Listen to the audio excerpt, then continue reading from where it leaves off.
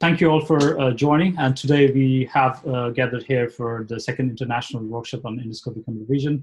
And this workshop is in conjunction with IEEE International Symposium on Biomedical Imaging. And just for you to let you know that IEEE ISBI is completely virtual now due to this current situation. And the main conference will go from 3rd of April to 7th of April. And there are some fee waivers. So if you have not submitted paper, but you want to attend the workshop, it's still possible. So please go to the main conference webpage and you can register yourself there. All right, so let's begin with the workshop on computer vision in endoscopy challenge. To give you a bit of idea on, on our last year's endoscopy artifact detection challenge, which we launched in 2019, and the workshop was held in Italy, in Venice. And this was supported by CA UK and Medium Network in UK. And we again did this workshop in conjunction with IEEE ISBI as well. So out of this, in this year today, we are here to for the challenge workshop on EAD artifact detection challenge EAD 2020. And another challenge we have launched this recently, which is endoscopic disease detection challenge and segmentation EAD 2020. So this whole framework, we named it as a group, as a computer vision, endoscopic computer vision challenge and workshop, which is EndoCV2020. So EndoCV is a crowdsourcing initiative that challenges researchers and computation experts to test and build their algorithms and on a common benchmark clinical endoscopy data set. And these data sets are curated and created by a group of computation scientists and clinicians. And to best capture the image variation in endoscopy, the assembled image frames that were sourced from multiple organs, imaging modalities, endoscopy manufacturers, and patients of different ethnic groups. We will show these things during this presentation. Thank you all for participation, first of all, and I would like to thank all the participating teams in this challenge for making this effort successful. We recorded a registered number of users of 648 for endoscopy artifact detection and 497 for endoscopy disease detection challenge. And the challenge teams for the final round, which was on the test data, and the final test data was 32 for EAD 2020 and 14 for EDD 2020. We also called out for CMT best review for a workshop proceeding, and we received 32 papers, out of which we accepted 14 papers, high quality papers, and 3 short papers, which were also on the borderline area. So these are some dates that we started. So just to show you a timeline, so we started this challenge website. We launched it on 1st of November 2019. Then we did some train release on different sets of timeline. Like for example, 24th of November was our, I think, the first release, second release of the train data. And for the test data, what we did this time is that, unlike the last year when we released all the test data, so this year we did in 2 persons. The first person was 50% of the entire test volume, so that and all the participants were able to look into all the metrics that we use for the final evaluation. So here everyone can see into their all the accuracies inside, like class accuracies and so on. So they could look into subcategories of the metric. But in the final round, what we did is that we hit that and we just gave them the final score, and that lasted only 2 days, from 1st of March till 3rd of March. And each participant will allowed only 2 submissions for this. So to make it fair enough on the leaderboard. So today, what we will be doing is a second international workshop on endoscopic computer vision. As you know, this is a challenge workshop. Most of the participating teams who will be presenting will be from the challenge. So they already have participated and have the results on the leaderboard. We are glad and delighted to have exceptional keynote speakers who are pioneers in this field. So Professor Danail Stoyanov from UCL, Dr. Nicolas Durr from Johns Hopkins University, Maryland, and Professor Barbara Braden from Oxford University Hospital, UK. I would also like to acknowledge some of my organizing committee members who are Sophia, Bano, Mariia Dmitrieva, and Noha Ghatwary. So this is the overview of the entire program today. So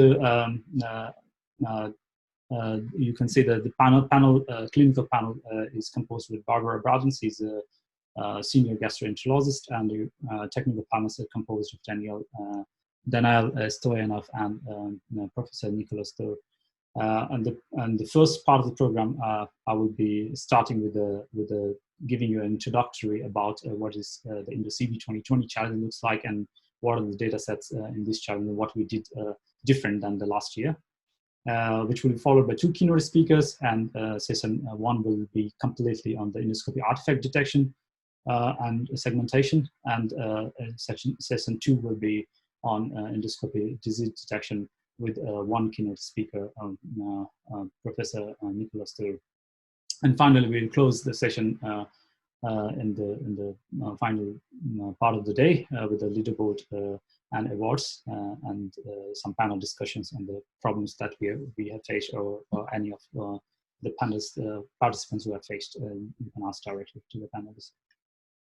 So just to give you a motivation on endoscopy computer vision challenges. So endoscopy, if you're not new to this community, so endoscopy is basically an amazing tool which is used for diagnostic and treatment for multiple abnormalities in the hollow organs. So the core challenge in the endoscopy is that it's unlike the CT or MR, so it's kind of very hard to work with, especially to build any technology on the top. It's quite very challenging, as you can see in this video, that they have lots and lots of artifacts. So to get from one point to the other to make something reliable, you need to deal with that. So we just took this very fundamental problem, and we posed this problem as endoscopy artifact detection in the last year, and we have continued this to tackle this challenge again this year as well. Second problem, what we thought is that, of course, you can, so once you have the detection of the artifacts and these, this is very straightforward, that, okay, the algorithms that are built on these can also be trained to localize and segment the patterns. For example, cancer-like patterns and polyps, which are very highly obvious to detect most of the time, and not always though, but and also have very higher accuracy.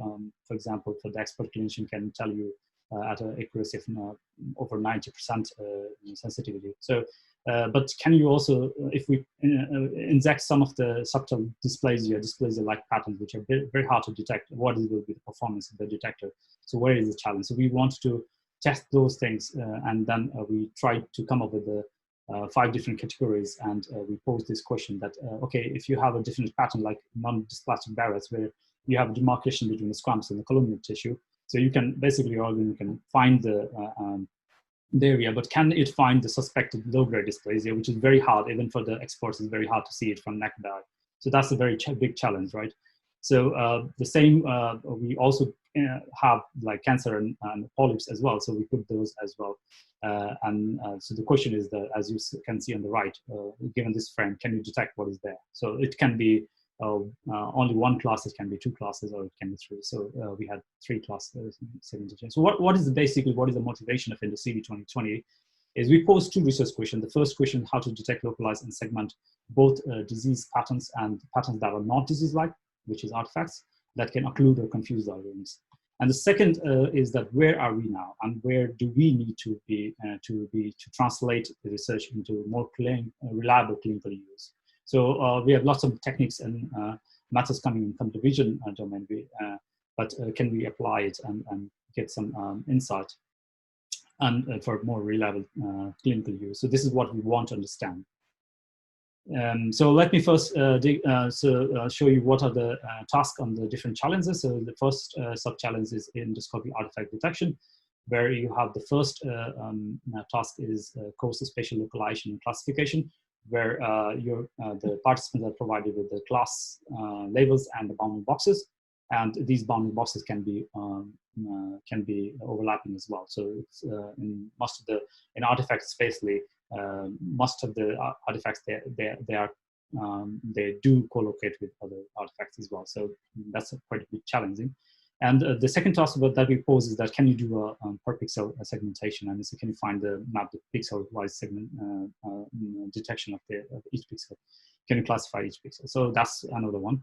And finally, the third, which is very interesting, is that what we did is that if you have trained it on our given trained data, can you generalize to be able to work in the out of sample generalization, which is not provided for you in the training data or in any of the test data? So that's the question that we pose here.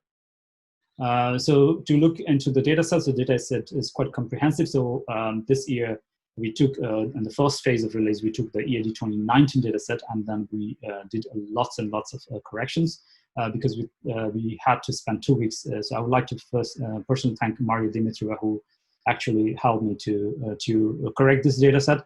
And I think we have eliminated a lot of errors which were present in the previous release. So so we have, and then we integrated a more sequence data in which Sophia Bano from UCL also helped us to clear this data and integrate into some more samples to this.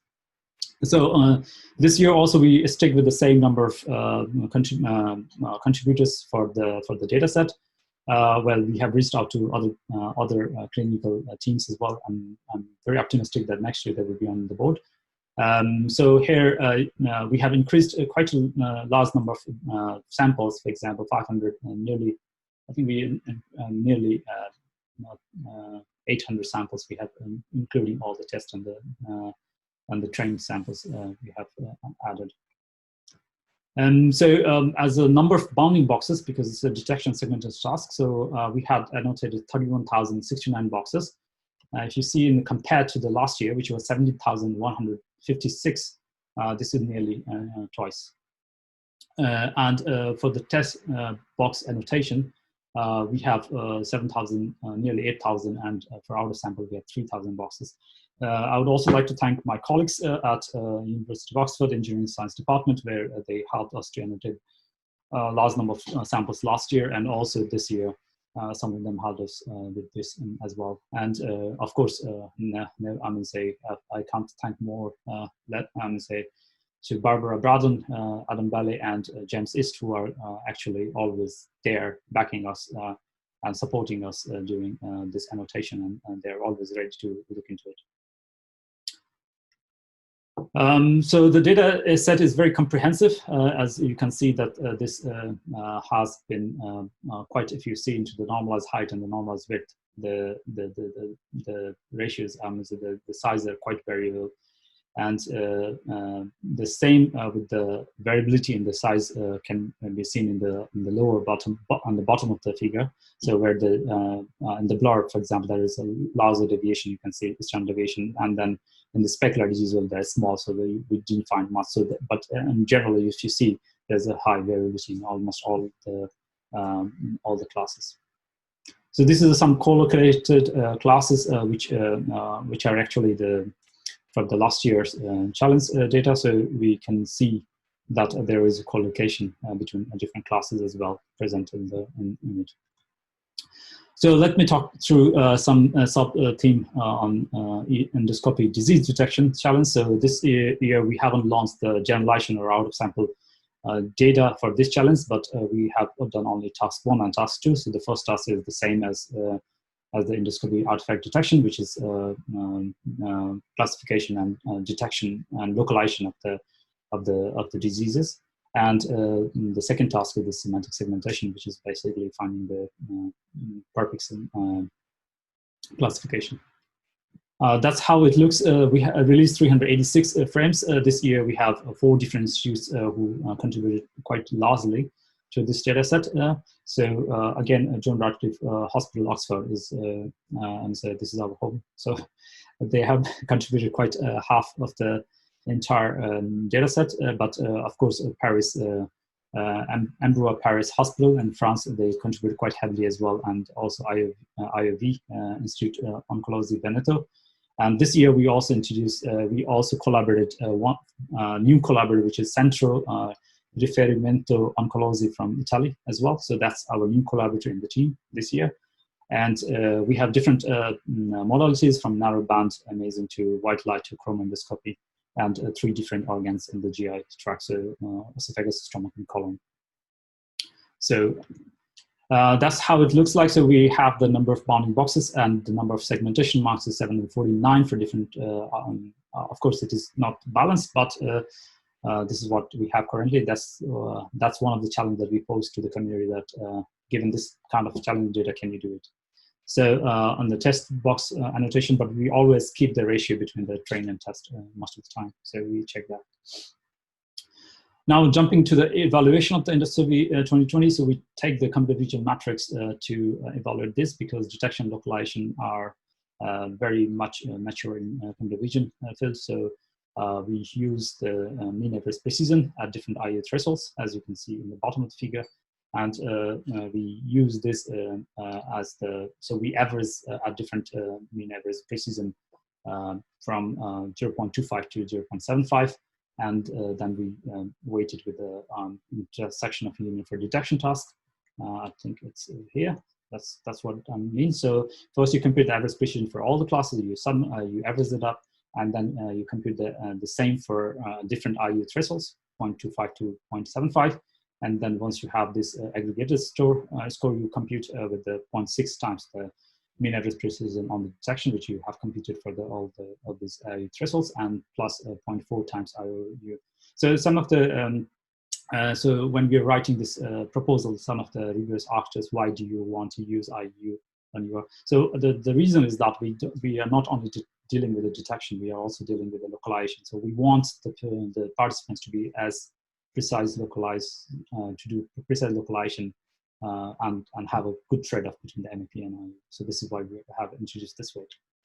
The second task, which is segmentation. So basically it's an average of all the precision, recall, and F1 and F2 score, which is classically used in the segmentation field.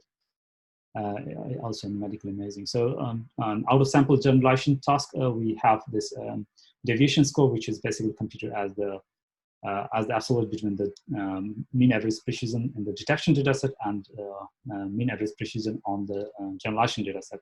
So what we want is that the deviations would be much less than the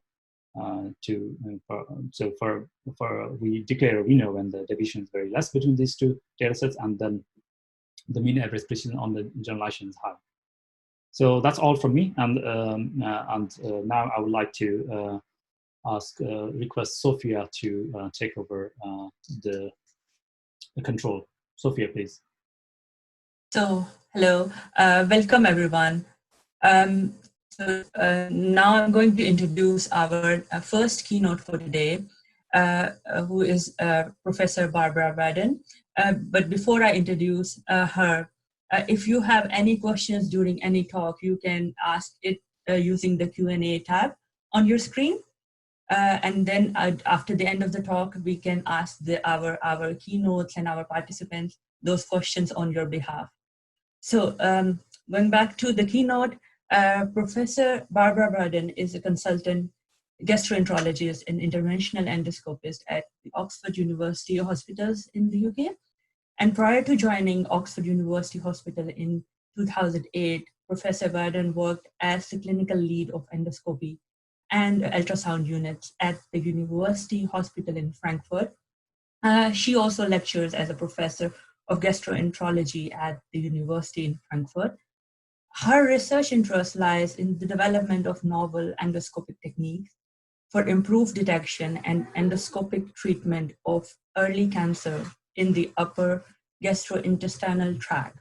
So today she's going to talk about endoscopic detection of gastrointestinal disease. So let's welcome Professor Barbara Braden. Hello, I'm Barbara Braden. I'm a gastroenterologist and interventional endoscopist at the Translational Gastroenterology Unit in Oxford. Thank you very much for inviting me as a clinician to the Endoscopy Computer Vision Challenge Workshop 2020. I'm sorry that we cannot all meet in Iowa City as it was planned originally. And thank you very much for watching my virtual talk. I try to start it now. Okay, here we are. Difficult times ask for different solutions. And in the following, I would like to give you the clinical background, the clinical scenario for endoscopic detection of gastrointestinal disease. So I would like to show you why we need new solutions with AI in endoscopy. I would like to go through the challenges we face in endoscopy, and I don't mean the current COVID crisis, which makes endoscopy almost impossible. We have reduced our service to absolute emergencies only, and we will address the challenges for annotations.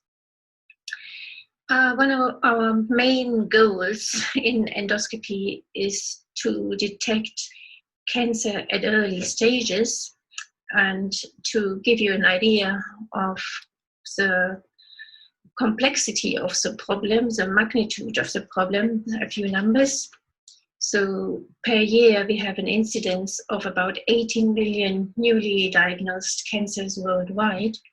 And the prediction is that it will be 27 million in 2040. The tumors of the gastrointestinal tract, stomach cancer, esophagus cancer, and colorectal cancer make about a fifth of all cancers. When we look at the survival rates for the gastrointestinal tumors, for esophagus cancer, stomach, and colorectal cancer, then it becomes very clear that we have to improve early detection. If the cancer is detected in early stages or precancerous stages, the 5-year survival rate is more than 90%, but often the patients present in very late stages, advanced stages, and for instance for the esophagus carcinoma, then the 5-year survival rate is still around 5%. And this is despite all progress in surgery and oncology we have seen during the last decades. So the main mission is early detection and detection of precancerous lesions. Unfortunately, we as endoscopists are not very good at this. And if you look at the miss rates at endoscopy, it is still appalling. For esophagus cancer, for instance, we have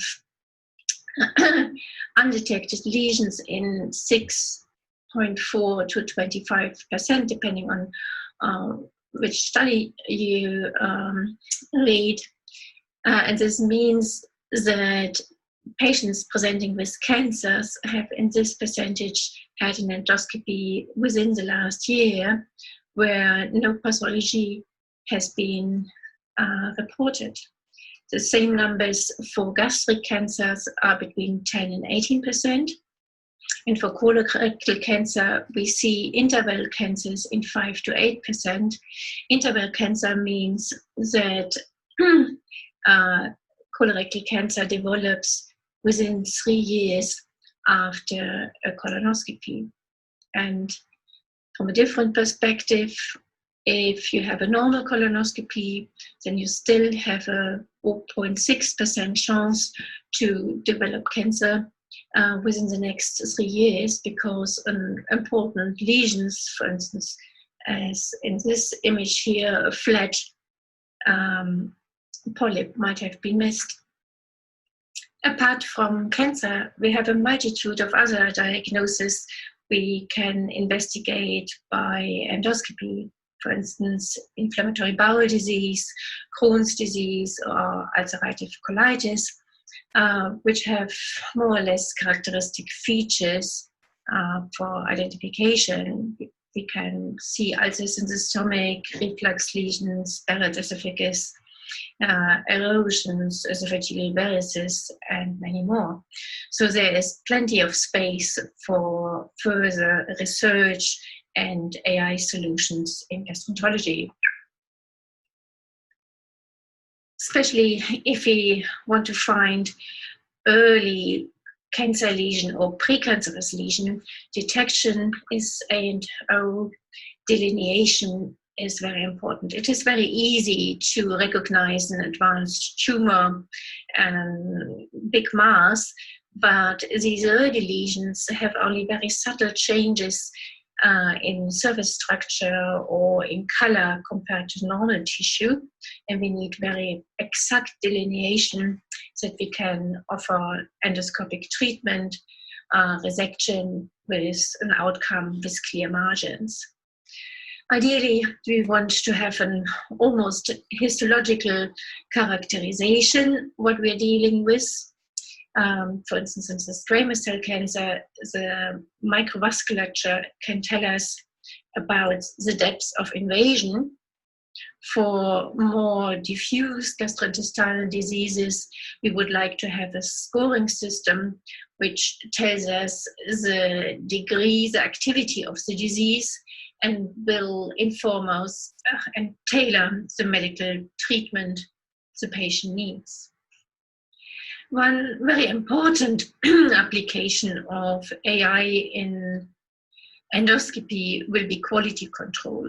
We need almost instant feedback for the endoscopist whether the entire organ has been seen, the mucosa in all area, and also some feedback about the image quality, whether this is sufficient or not, or whether he might need to flush and improve the view to the mucosa. Looking at a real-time endoscopic video, it becomes quite clear what kind of challenges we face in endoscopy. We have often retching and burping patients moving around, but also the movement of the endoscopist might not be as skillful as intended. We have movements from the heart, from breathing. There are many secretions, fluids, debris, mucus, feces, blood, and the quality of the preparation is paramount in the upper gastrointestinal tract, as well, even more, in the colonoscopy.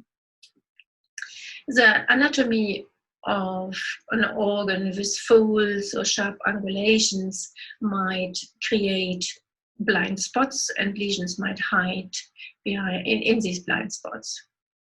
A big problem is that some gastrointestinal diseases have very similar appearance, for instance, inflammation and some precancerous conditions, or an ulcer can look like a tumor and the other way around.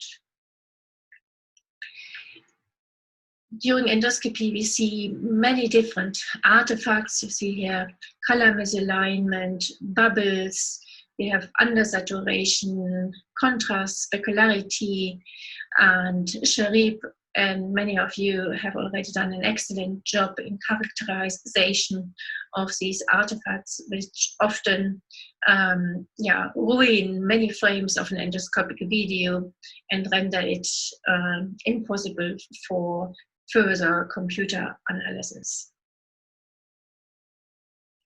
From the endoscopist perspective, we have a high interoperator variability.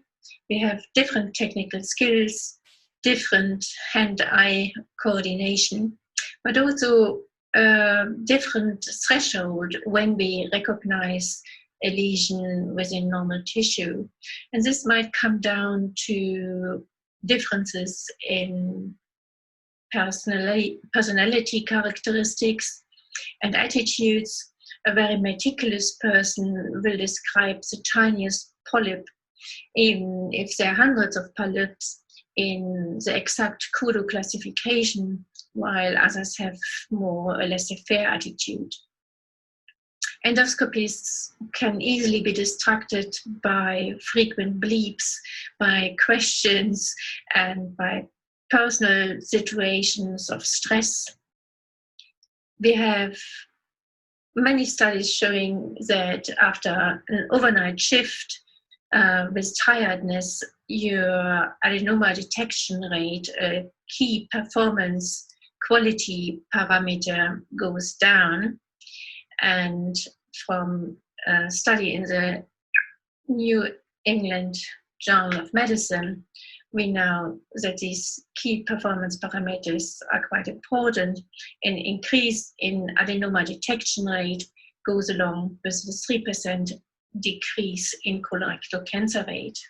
And of course, it makes a difference whether you have a very experienced endoscopist who can interpret pathology compared to a beginner. These challenges in endoscopy implicate also challenges for the annotation. We have seen the artifacts and have to find a way to identify the artifacts and work around it. We also have the problem that the mucosa is covered by fluids, blood, feces, and bubbles.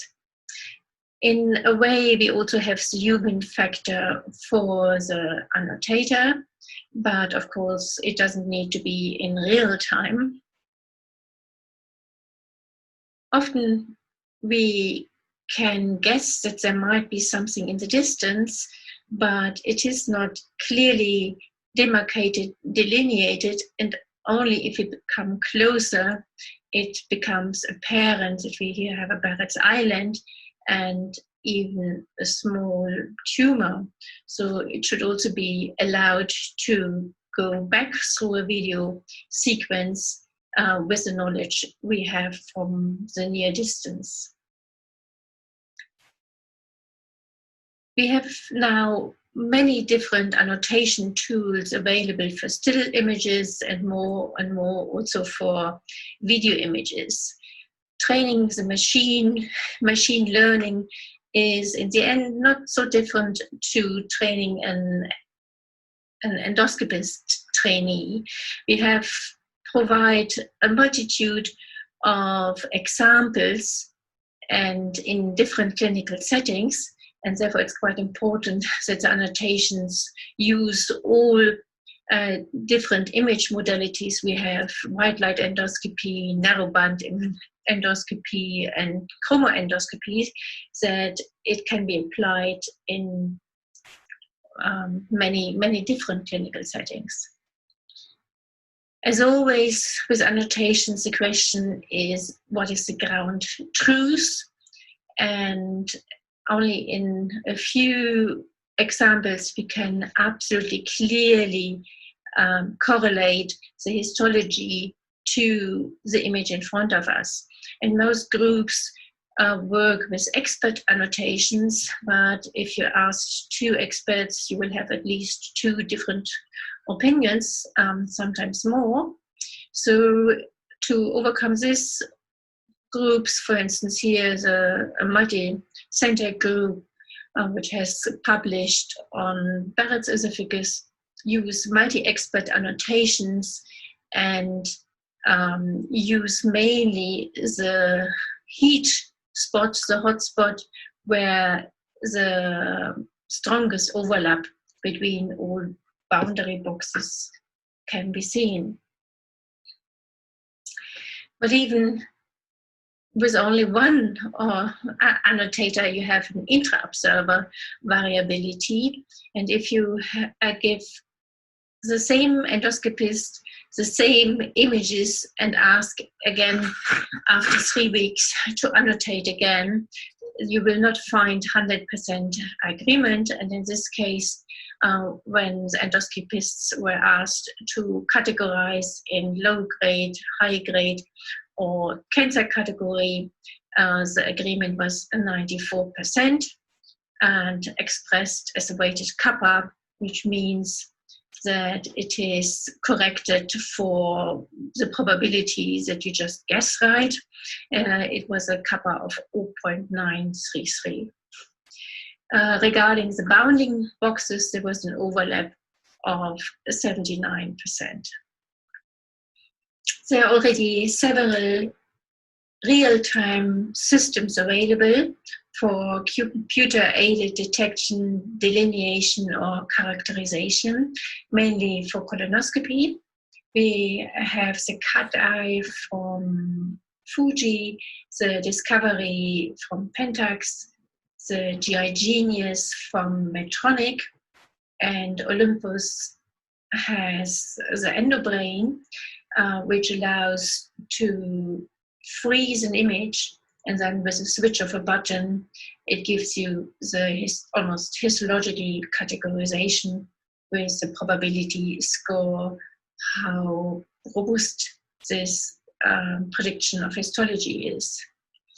We have not so many algorithms for the upper GI tract, and there are a few algorithms working with quality improvement and feedback. Many problems remain to be solved. Many of the algorithms produce too much noise.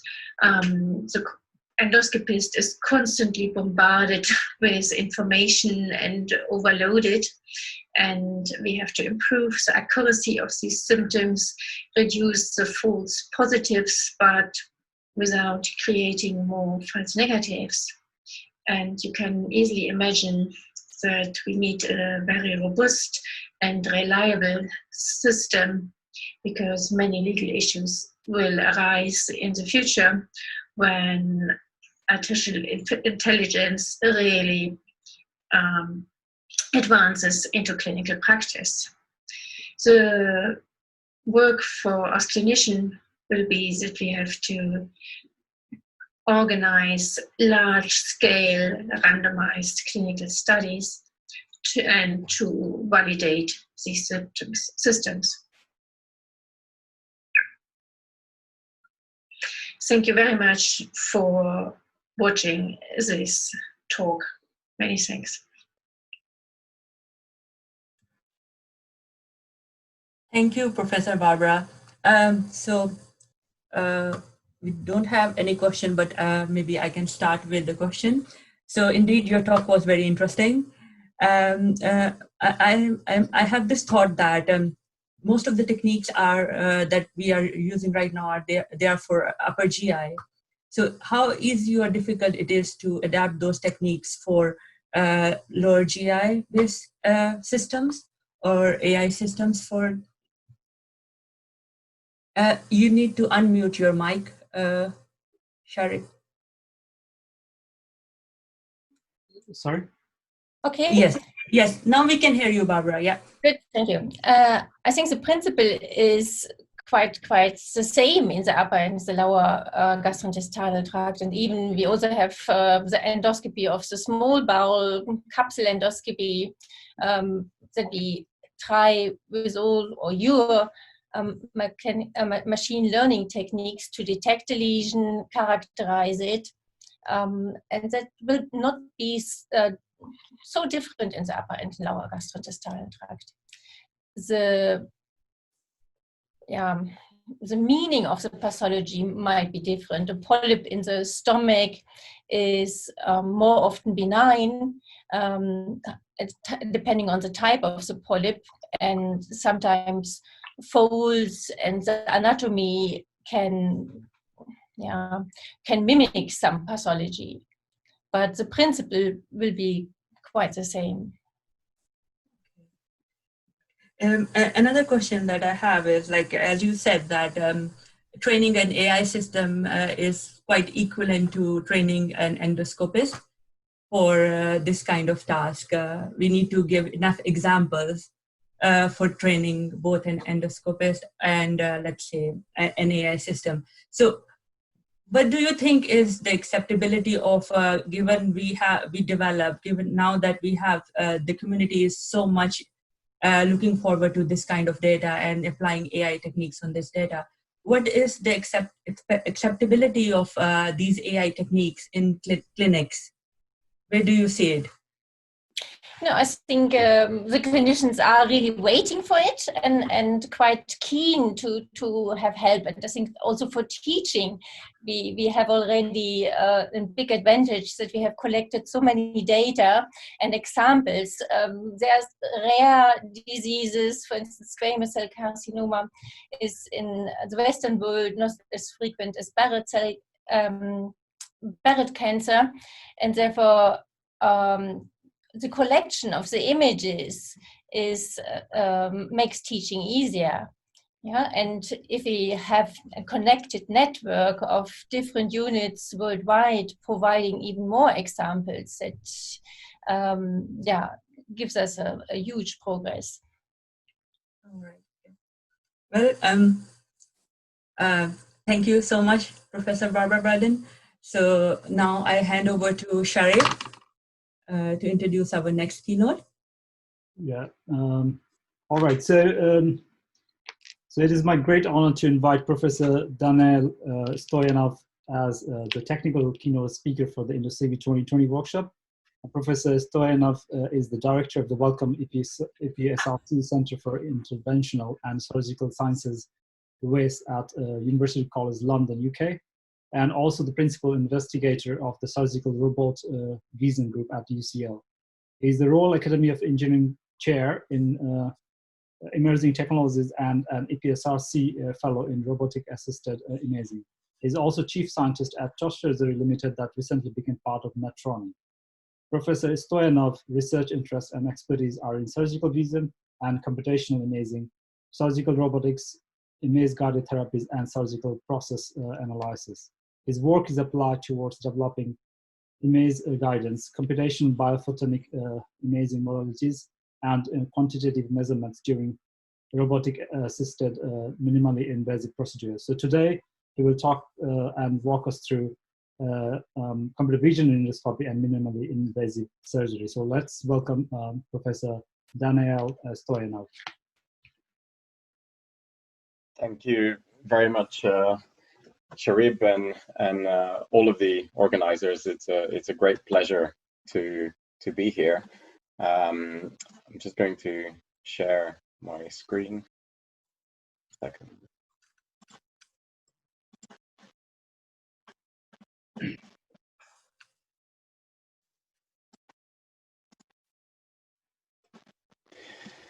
So yes, thank you very much for the opportunity to speak to everyone. I must say we're in strange times. I've never given a lecture to an international audience from my home before, especially not on a sunny Friday London afternoon. So it's a very, very unusual situation that we find ourselves in, but I think it's a fantastic opportunity to connect to so many people without traveling. So it's a great pleasure to be able to speak to you all. So I'll present some of the work that we have been doing at UCL, and also try to give a broad overview of what some of my thoughts are on the topics related to EndoCV. As we all know, and we just heard a fantastic talk about the clinical challenges and clinical perspectives of endoscopy in modern care. Endoscopic imaging is now pervasive throughout the hospital, really, and digital imaging in general is likely to grow. And this is driven by a number of factors. One of those is to be less invasive, so to try to diagnose or to therapeutically treat disease without causing great trauma in accessing the body. But also it's due to technological advances, miniaturization of sensors, better optics, better lenses. And we now have a variety of devices that are used to perform endoscopic or laparoscopic or microscopic imaging during treatment. They range from flexible endoscopes to rigid laparoscopes with multiple cameras to pills that can be swallowed and observe the anatomy. And they provide a wealth of data that we as computer scientists, or me personally as a computer scientist, can potentially use in order to develop advances in our capabilities to understand what this spectral or spatial signatures and images of the anatomy tell us about the stage of disease. So as we all know, we are in we have been in an era of AI, perhaps up until recently. Maybe we've now entered an era of COVID-19, but up until recently and over the last sort of 5 to 10 years, we've really been living in a space where the amount of data that we're producing is growing exponentially. Our computational power and ability to process it is also increasing dramatically. And the cost for storage, so our ability to store the data, is reducing dramatically. So this has risen, this has given the foundation for algorithms, particularly deep learning and neural networks, to be trained on data like this and solve human recognition problems in a very effective way. So this really nice visualization that I lifted off the web shows the type of system that we're able to train. So we receive pixels and we can train a neural network that then activates various weights through the connection of the network and performs a task that a human can do. So you take an image and you classify which number is within it. And so this is the kind of the landscape that we have been in, and this has given rise to a lot of the capability that we're able to achieve now in endoscopic imaging. Although I would say that we still are hugely not capitalizing on the amount of data that is available, and for the most part, most clinics practically discard the majority of the endoscopy video that is generated. And there's a number of practical reasons for that I'd be happy to discuss it maybe after the talk. But unless you're able to capitalize on the value of this data, of course, there's a cost associated to storing it. And that cost may be energy, it may be financial. So there are drivers for why, unless you're capitalizing and really able to understand what is embedded within that data that's useful, that we're not going to be storing it infinitely, and you're not even able to review it infinitely if you like. So that's the landscape that we're in today, but I should say that efforts in computational analysis of endoscopic images date back quite a long time ago. So in this image, you just see a number of examples that I lifted from papers over the last 25 years. So you see some very early work from the Chinese University of Hong Kong, and there were similar efforts in Japan. These are really efforts to reconstruct the geometry or the shape of the structures that are observed in the endoscopic image. And that could be used to diagnose or to make clinical decisions by estimating the size of polyps. Then there have been a lot of efforts to perform computational analysis of capsule endoscopy images, and this is really to save time when you're analyzing the type of video that a capsule might capture, and a number of other techniques in terms of mapping the environment, trying to provide an estimate of which regions have been observed and which regions haven't. So I would say that all of the tremendous advances that have happened over the last 5 years are deeply rooted in at least 20 years worth of work that has gone into this space historically. And yet, I would say that about 15 years ago is when computer vision in surgery, so this is not in endoscopy, this is in laparoscopy, started to have a kind of an increased effort being addressed at it. And this was really due to the emergence of stereo laparoscopes, particularly the intuitive surgical system carrying such a laparoscope. And of course, with stereo, we can solve a number of geometric computer vision problems a lot more easily than we can with monocular endoscopy. So these are just some examples of using stereo laparoscopes to reconstruct the shape of the surgical environment and then to map the way that the camera moves within it. So in this video on the left, you see an example of video from a robotic prostatectomy, and you can see a reconstruction of the field of view, and then a fusion, so trying to perform image guidance of preoperative information, so the pelvic bone and a prostate, overlaid onto the endoscopic image. And you're also able to estimate the way that the cameras move, and you're doing all of this using computer vision. So vision here allows us to have some sort of spatial understanding of the environment and potentially to register or overlay multiple sources of information that might assist the surgeon. You can also use vision to try to estimate the way that the organs deform. So this is some very nice work from IRCAD and the INRIA team in Strasbourg. So here you're estimating the deformation of the liver, again in laparoscopic surgery. You're estimating it purely based on vision and finite element models. So you're applying forces that you infer from the video to the finite element model, and you're able to estimate the way that the liver deforms and changes and map where the structures within it have moved.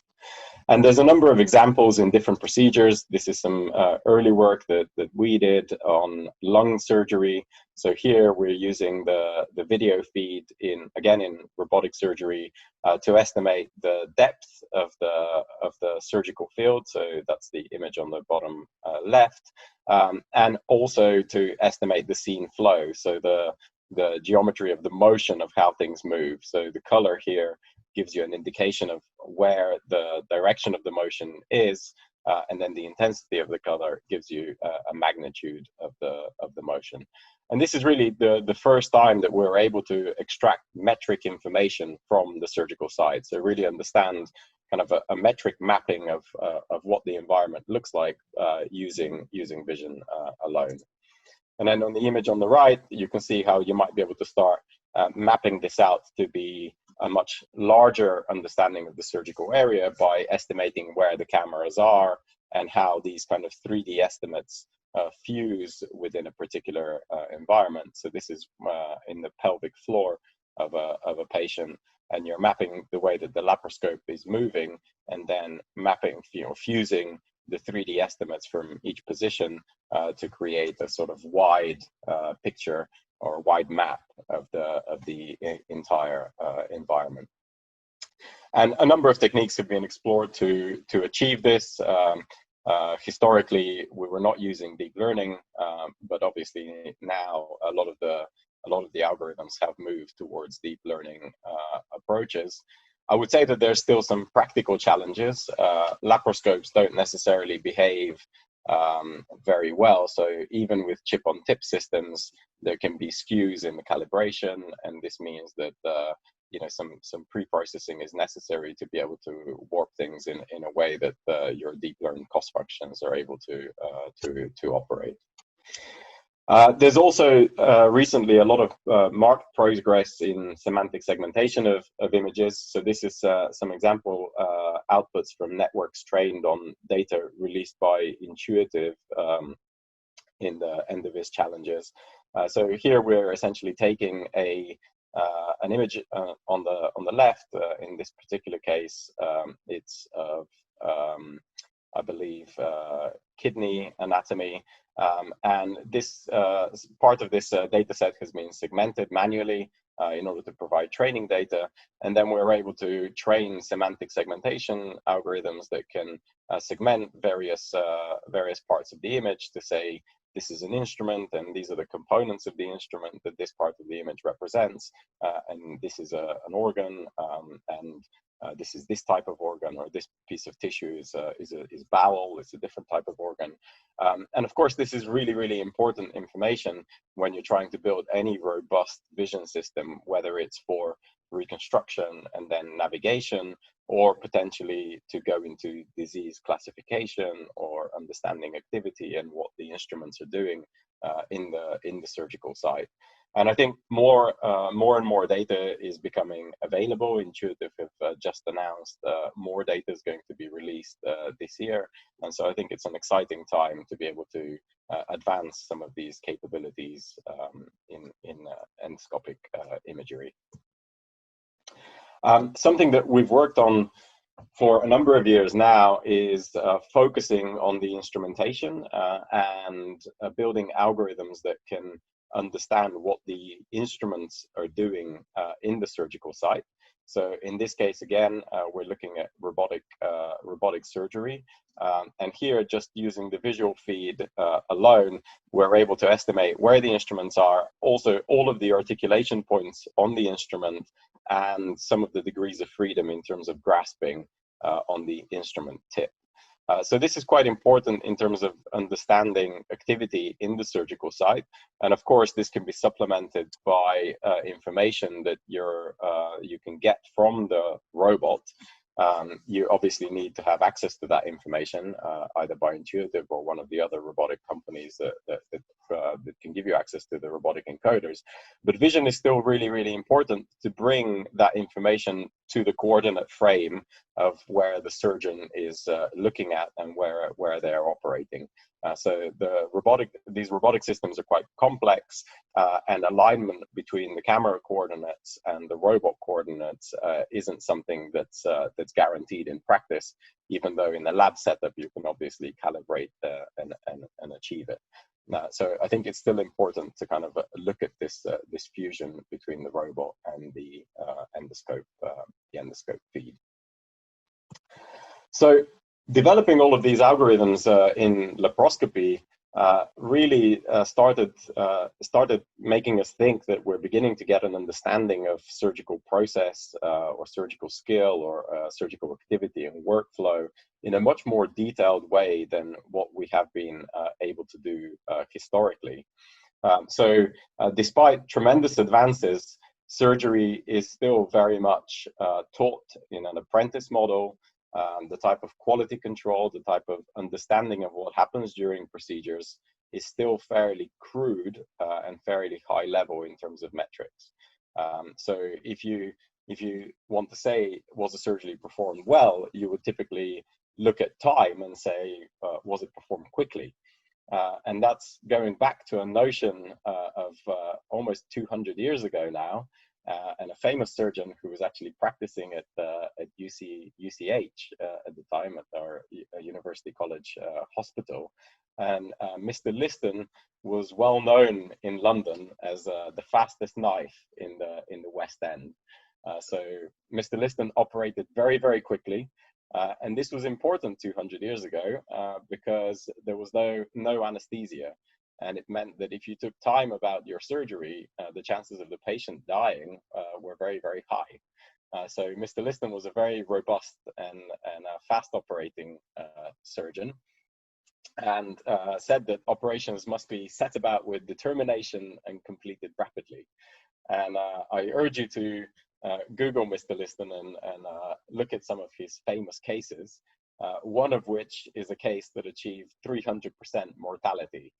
So the patient unfortunately died, but so did one of the trainees because he was inadvertently injured by the scalpel being wielded so rapidly, and so did one of the observers nearby.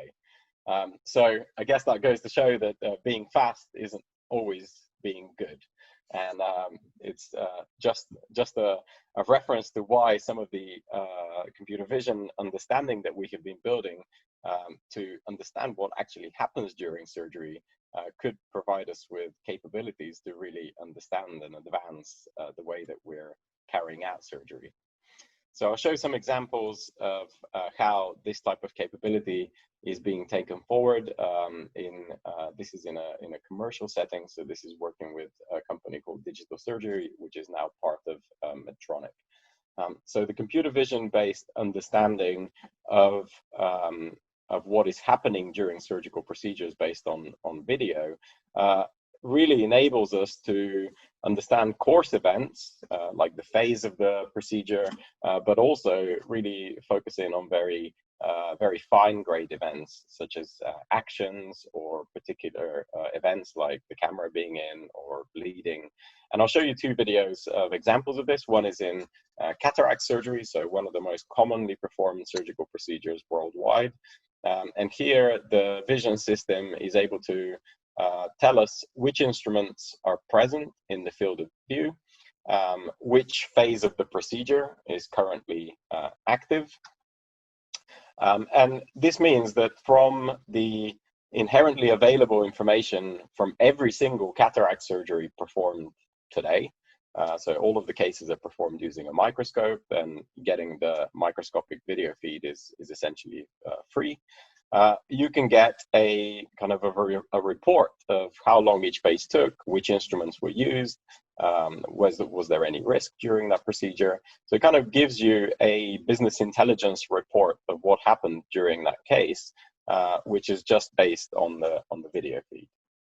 And similarly, I'll show you another examples, and this is in endonasal surgery, performed at one of our local hospitals, the National Hospital for Neurology and Neurosurgery. So here, once again, the vision system is able to tell us which phase of the procedure we're in and which instruments are being used. And so you can imagine that if during different surgical procedures, we're able to take the video feed and potentially run algorithms like this, and maybe we don't need to store the video, so we don't need to store enormous amounts of data, we can just store the relevant information that may be useful for the surgical team or for the hospital as a whole to understand what is happening during surgical process. So this information may be potentially displayed in a variety of ways, and I guess it depends on who the end user would be, but you might be able to create a catalog for the individual surgeon, so a map of all of your cases so that you can search through, identify cases that had problems or identify areas where you performed well. You can define dashboard reports, maybe for yourself as a surgeon, but also for the entire clinical unit that's running that service. And you can see different instrument sets that are used, or different techniques, different approaches. And hopefully in the future, you may be able to link some of this information to patient-specific information. So maybe this was a particularly tortuous or particularly difficult case, and that resulted in a particular complication or some challenges in the way that you operated. So I think we're getting towards being able to deploy this type of surgical intelligence in the practical setting. I should, however, say that a lot of the techniques are still based on supervised learning, and this has a high cost in terms of engineering and in terms of labeling, and so it doesn't come for free. So some of the statements I made about it all comes for free because we have the video already, well, it's not quite true, because we need to label the data, we need to train the models, and there's a lot of engineering required to go around that. So these are just some examples of the type of data sets that we have built around cataract surgery. So this is a data set that is now open, many thousands of frames of cataract surgery cases that are all fully semantically segmented, so people can fine-tune and experiment with different semantic segmentation algorithms. And similarly, in laparoscopic surgery, this is what these data sets begin to look like. So I should say that when you have a robot, you can also use the kinematic information from the robot, and then that makes your vision problem a lot easier to solve. So having kinematic information can give you extremely fine-grained labels of what activity is happening. So this is just an example of a system trained on one of the very popular data sets that's available today, which is called the Jigsaws dataset. And it's really a data set of surgeons performing trainee tasks or common surgical tasks on phantom models. And it combines video data and kinematic information from the robot. So here it's possible to really combine and fuse the information from both and get very fine-grained understanding of a particular action. So you can start segmenting suturing as a task into its fine-grained components. So the hand reaching for the needle, or the hand driving the needle, dropping the suture, and so forth. So you can get the computer to start having a very fine-grained understanding of process. So I'd like to move to a different application, which is extremely relevant to the topic today, and that's around endoscopy and the type of AI systems that we have been building particularly in lower GI. So in endoscopy, we're obviously using a flexible endoscope and trying to detect abnormal lesions on the endoluminal tissue, and then making decisions around what type of therapeutic intervention you may perform if a lesion is detected. So we started working in this space quite a number of years ago, now in a European collaboration, and essentially just trying to replicate the detection of polyps. So we started off with some data and train system, and it quickly transpired that these deep learning approaches were significantly more robust and better to any of the handcrafted techniques that we had been using years before. So this is about 5 years ago now. So much so that it seemed like it was almost possible for subsets of data. It was almost possible to reach a system that you may be able to deploy in practice. So there was a challenge run in Endoviz and MICAI called Jayana. And so there's some open data that we were testing on at the time, but it kind of encouraged us, and we decided to start to try to commercialize some of this technology and put it into a product. And so we formed a spin-out company called Odin Vision about a year ago to take forward some of this technology. And so this is now in a regulated and approved system. So as of May this year, the system will be able to go onto the market, much like some of the systems that were already mentioned. So there's a number of these AI systems in endoscopy appearing that can support the detection of lesions and potentially address the fact that there is a discrepancy between different units, and there can be a high miss rate of lesions. So it seems like these systems can be trained very, very effectively, but there are still significant challenges in terms of workflow and how systems like this are used in practice, so that they're an added value rather than a hindrance and flashing up too many lesions or increasing the procedural time or causing annoyance. So I think the AI component in these systems, I would say, I think it can be achieved. It can serve a purpose, but there's still a number of engineering and usability studies that need to be conducted to really take this from the lab and from a core AI algorithm development to a practical, clinically valuable, clinically useful tool. And so I think that's where companies or potentially spin-outs can really support that transition if they're evolving the product to really help the clinical team to perform a better service. So something else that we are working on, and this is definitely not a solved problem. So despite the capabilities of AI, I think there's still a lot of work to do here, is really in mapping and understanding the 3D geometry, but also the 3D environment and which bits have been observed and which bits haven't. And so we've been working in this area for a while now, but I think there's still a lot more work needs to be done. So in these videos, I'm just showing some deep learning approaches to estimating depth from monocular images, and these seem to work very, very well for single images. You can train them on simulated data and then apply it to real endoscopy images, and they may be able to help us with polyp sizing and performing some tasks that lead us towards mapping the environment and understanding which regions have been observed. But linking these depth maps or RGB images to create that mapping of the environment is incredibly difficult still, and getting that to work robustly vastly, I think, is still an open problem, despite some really, really exciting progress. And I'm sure we'll hear more of that later today. So we're fortunate that we have another project to work in this space. It's a really exciting consortium.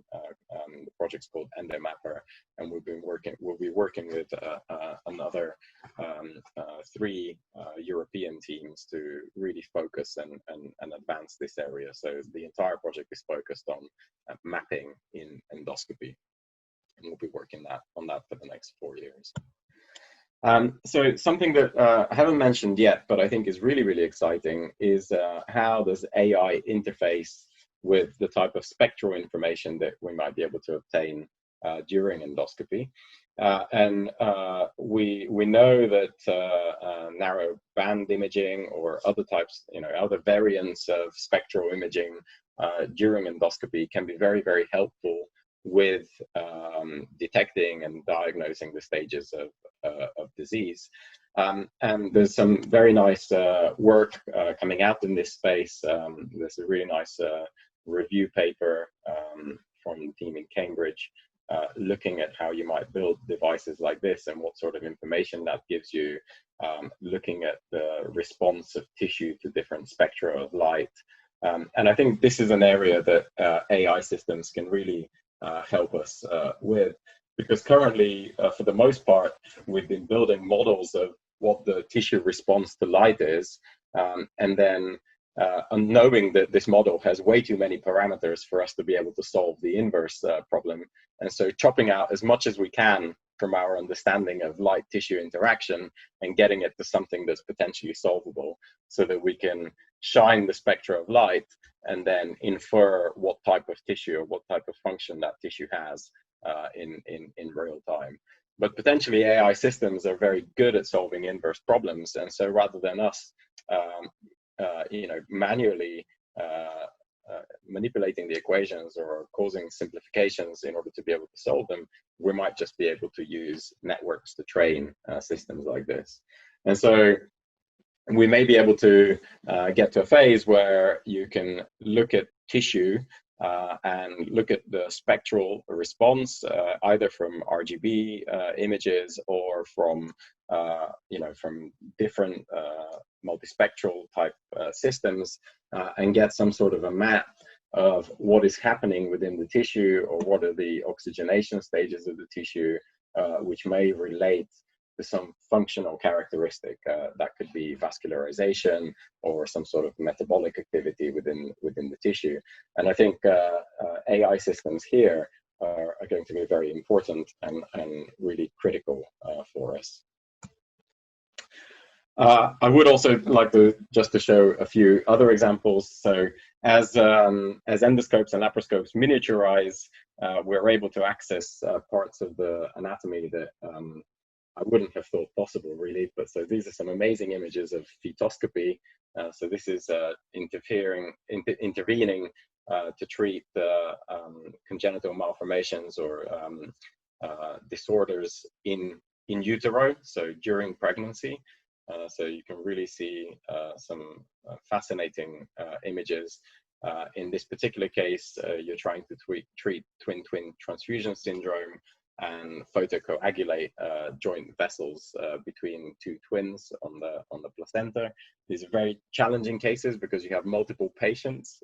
You've got twins and also a mother, and there's lots of problems that computer vision can help with in these cases. And Sophia, one of the organizers, has been working in this space for a while now. So I'll just show one of the techniques that we've been working on developing. So as you're looking at the placenta in procedures like this, you want to try to map out a large map of what the vasculature looks like, and which regions have been ablated and which regions haven't.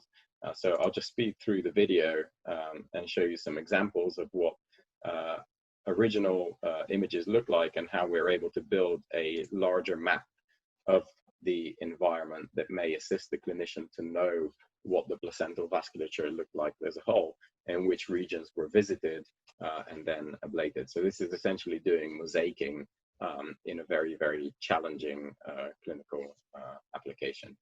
So I think there's a lot of exciting work that computer vision can help with, and some of the challenges and the problems really vary dependent on where the cameras, or where within the anatomy the cameras are being inserted.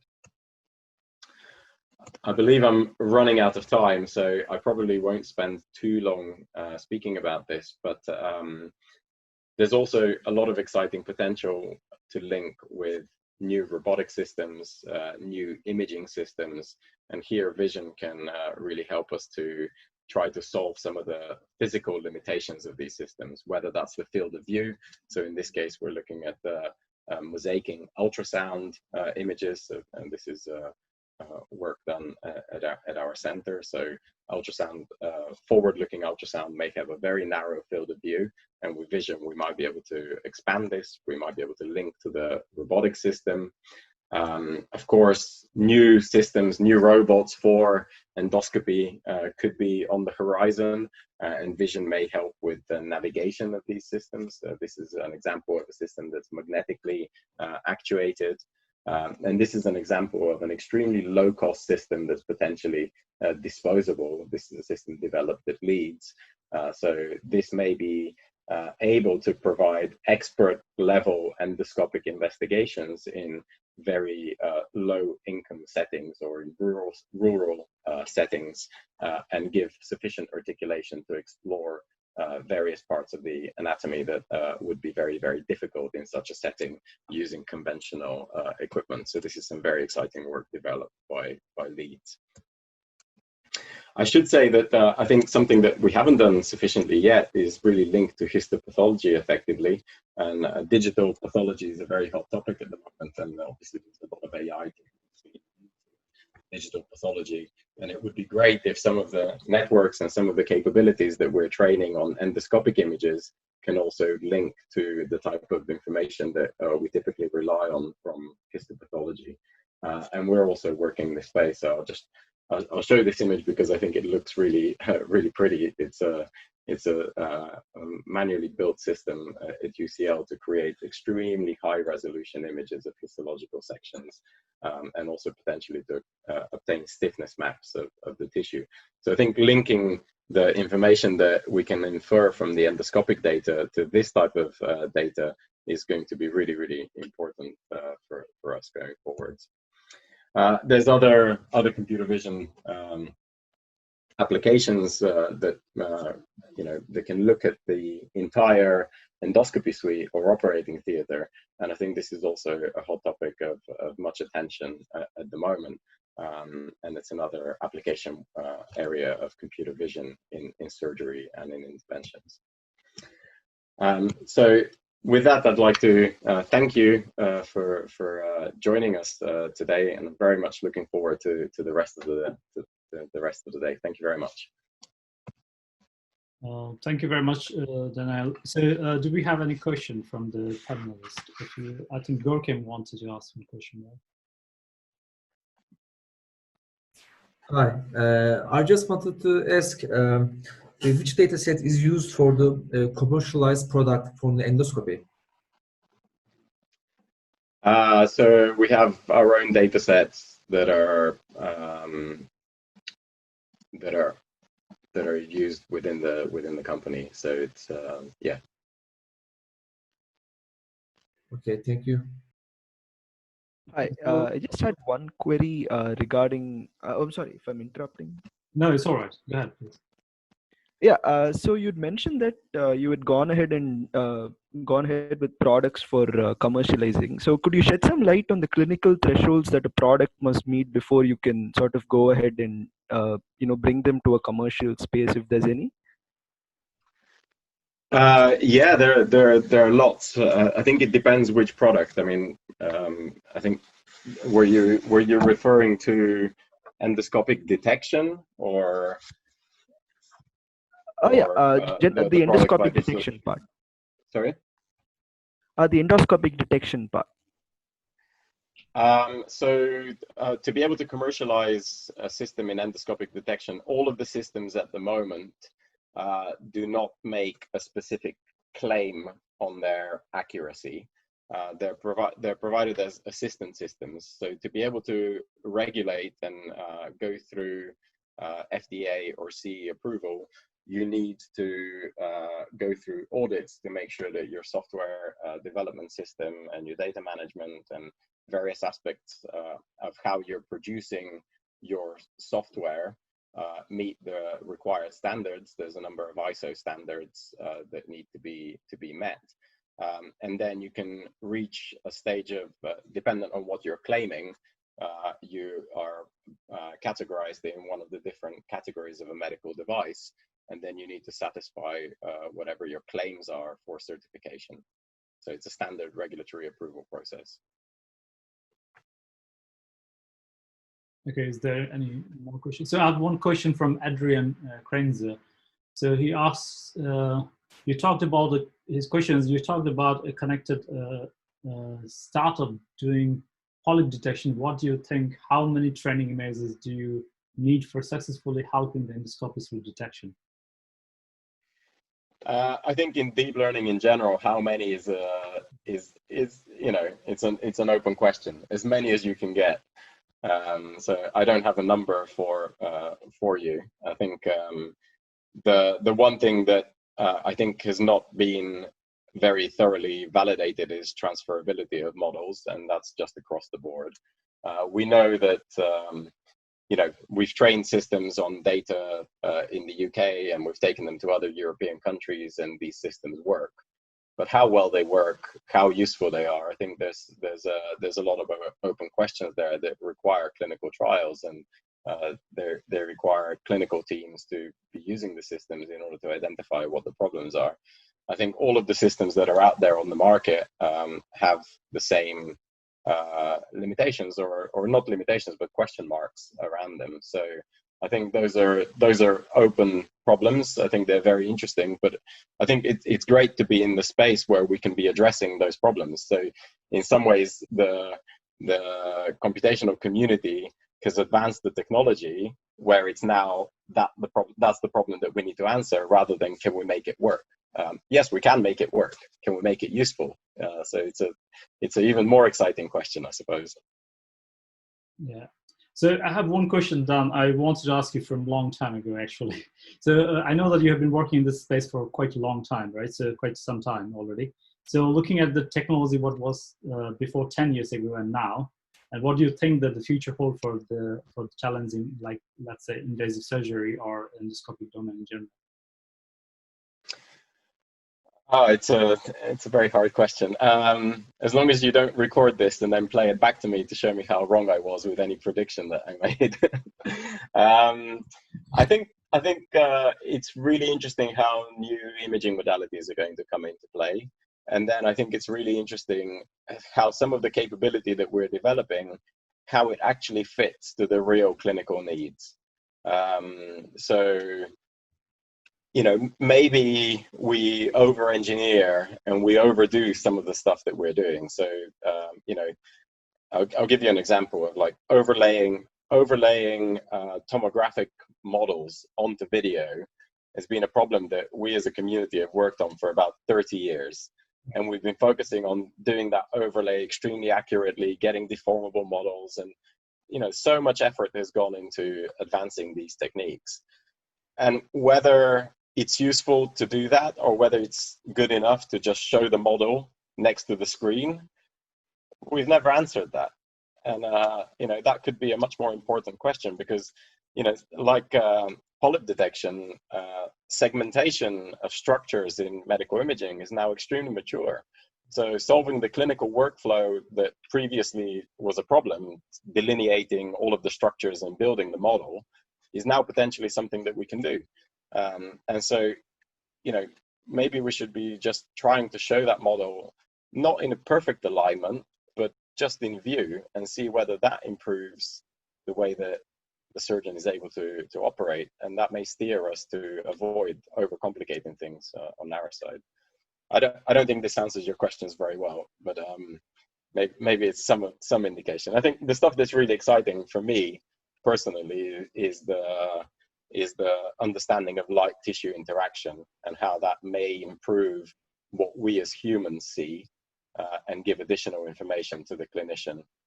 I think that's an unmet area at the moment. Well, thank you very much. So if there is any other question from the panelists, or so I would just like to also say that the attendees can also post the questions. So there is a Q&A button. So if you write your questions, we can read it to the speakers. So we will take these questions directly to the speakers. Maybe one question, if I may. Yes, please. I think you have shown us so amazing application of AI. Do you think a self-driving endoscopy will be possible, that you can predict the distances and that you have learned the kinetic pathways, and you also have already detection, delineation, characterization? So do you think the endoscopist is needed in the not so near but far future? I think it's a great question. I would say the endoscopist is definitely needed. Good to hear. Absolutely. I mean, I would rather that an endoscopist perform the procedure on me than an autonomous robot. But I think whether the capability is possible, I think it probably will be. I think in lower GI or in endoscopy, I think it's more difficult, but in bronchoscopy, for example, if you look at there's the Monarch system from Auris, who are now J&J. I think because the bronchi are a little bit more fixed and a bit more rigid, and you already have a robot that can get into there, I think you can definitely use vision to keep that robot in the center of the structure that you're investigating and autonomously navigate it, because you also have preoperative CT information. So I think if they wanted to do it, I think it's probably possible. Whether it's entirely safe and whether it's entirely useful, I don't know. But they haven't done it, so clearly that's not what they're planning to do. But I think it wouldn't be unreasonable to imagine that systems like that or support like that may emerge. I think the initial way that it emerges would be as supportive systems. So for example, maybe if people are not as good at navigating very tortuous organs, the system might provide some sort of support, or it might support the, not getting the scope to be in ways where it can flip or, cause damage or something like that. So I think I still see it as an assistive technology rather than going for an autonomous technology. Maybe if very, very small segments of the procedure can be performed autonomously or more safely, that would be the next iteration of assistive. But I really don't foresee there not being a need of an endoscopist. Maybe in certain hazardous situations or in rural settings, maybe the endoscopist would be remote. So they would be operating a system like that, but from a housebound environment like we find ourselves in today. All right, so let's thank the speaker now, and we can move to the next, to the session talks. So I would like to request Mariia Dmitrieva to chair this session.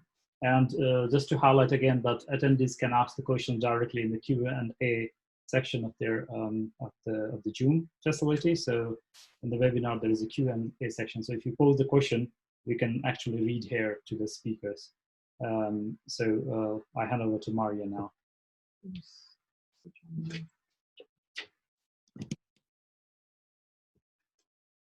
Good afternoon or good morning, depending on which time zone you are in.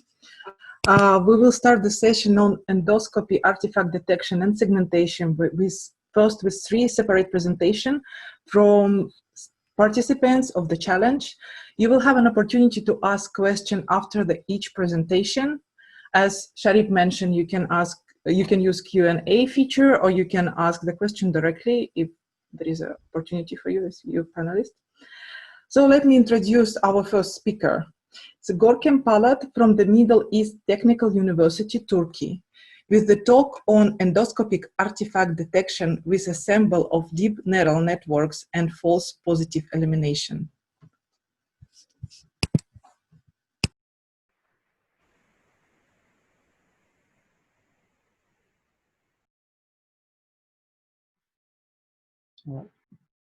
At the Department of Medical Informatics. In this presentation, I will talk about our studies for this challenge. This is a joint work with Deniz Şen, Alperen İnce, and Abtekin Temizler. Let me briefly talk about the motivation of this challenge. Endoscopic imaging is a widely used clinical procedure. It is very important for detecting of many diseases and early detection of cancers.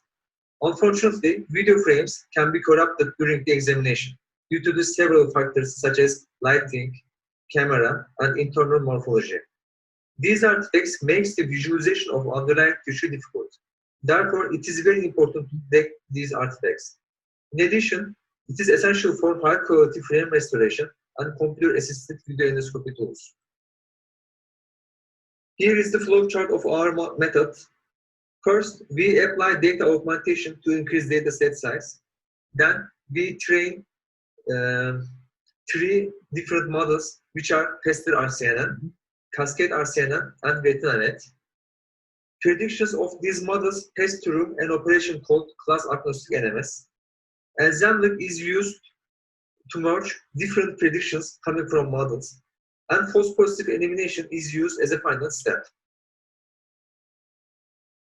When we look at the methods of EID 2019, we see that two-stage networks and feature parameter networks have superior results among all submissions.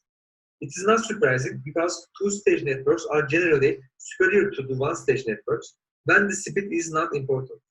Also, single-stage object detectors, such as YOLO, having difficulties in detecting very small and close objects. Therefore, we mainly use two-stage networks for this challenge. We have trained a Pester RCNN and feature parameter network with ResNet 50 as background. For the 7th model, we train a deeper and more advanced model, which is Cascade RCNN. We use feature parameter network with ResNet 101 as a backbone. For the 3rd model, we use RetinaNet as a complementary model. It uses focal loss, which is an extension to cross-entropy loss. It puts a focus on the sparse hard examples. Instead of using wider and deeper networks, we wanted to use lighter networks and ensemble of declassifier approach here. Let's dive into the details. When we look at the common datasets, such as COCO or PASCA, we see a high intersection of union for boxes due to the higher field of view and localization of objects in the scene.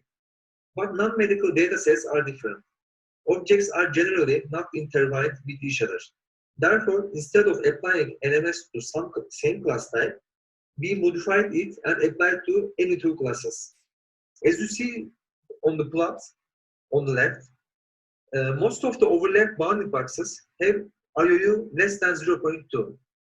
Therefore, we determined a hard threshold of 0.4 for class agnostic NMS. And we applied non-maximum suppression operation to all classes with this threshold. We have used the work studied in the Hellas and Garcia. Ensemble methods in object detection is not as straightforward as they are in the classification. They propose 3 methods: affirmative, consensus, and anonymous. Affirmative ensemble type merges all bounding boxes coming from all 3 models. NMS is applied to remove redundant boxes. It is good for recall, but it produces many false positives, as you guess. Consensus ensemble type takes the regions where majority of the models agree on. Since we are using 3 models, if 2 models agree on a region, it is considered as a candidate region. Anonymous type takes the region if all 3 models have predictions. Although it is good for precision, it generates many false negatives. In this work, we have used affirmative and consensus type. Although class agnostic NMS is applied to the predictions, it is still too high for same classes. On the left figure, we see the history of intersection of union of artifact class with itself. We see that probability of having a high IOU is not high. Therefore, we have determined a class-specific threshold and applied NMS for each class with different IOU thresholds. 1.5 IQR above the 3rd quartile is determined as threshold. This point above the 0.4 intersection over union, we already eliminated the bounding boxes with the less confidence. Now we put a class-specific threshold and apply it to the all classes. Nearly 10% of all images set aside for validation. We applied 90, 180, and 270 degrees rotations along with horizontal flipping. As a result, there was an 8-fold increase in the dataset size. As you see in the right figure, most of the bounding boxes have small size. Therefore, we have choose small sizes for anchor boxes. Best thing would be using K-means to get the n-optimum anchor boxes, but we haven't applied this. Overall architecture was implemented with PyTorch and Detectron 2 API. For all three models, base of the pre-trained models on Colpo dataset were used. This significantly reduced training time. For individual models, we got the best result with faster RCNN network. Although cascade RCNN seems to be superior, we think that it is non-optimal. When class agnostic NMS is used, we observe an increase on mean IOU. As expected, we see best mean average precision in the affirmative ensemble, which is 47.91. But due to the many false positives, we see a very low mean IOU. We wanted to get higher and balanced scores for both mean average precision and mean IOU. And we got that result when we both used class agnostic NMS and false positive elimination.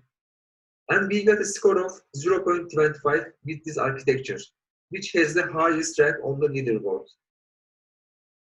We see that additional steps applied in this study have regularization effect on the metrics. Although these additional steps increase mean IOU, they cause a small decrease in the mean average precision. Because in some cases, wrongly detected high confidence boxes suppresses the true predictions that have low confidence.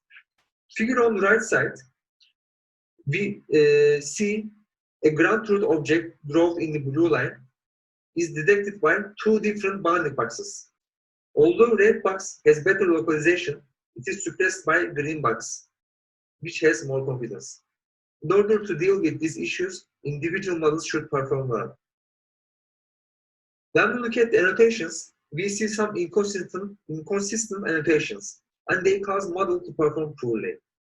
On the left figure, two close artifacts here annotated with two separate boxes, but our model has detected both with one large box, which is accounted by a false positive. On the right side, there is an opposite. Two close artifacts are annotated with one large box, as you see here. But our model has detected both artifacts with two separate boxes with high confidence. Again, it is not counted as positive. This kind of situations may cause models to perform poorly.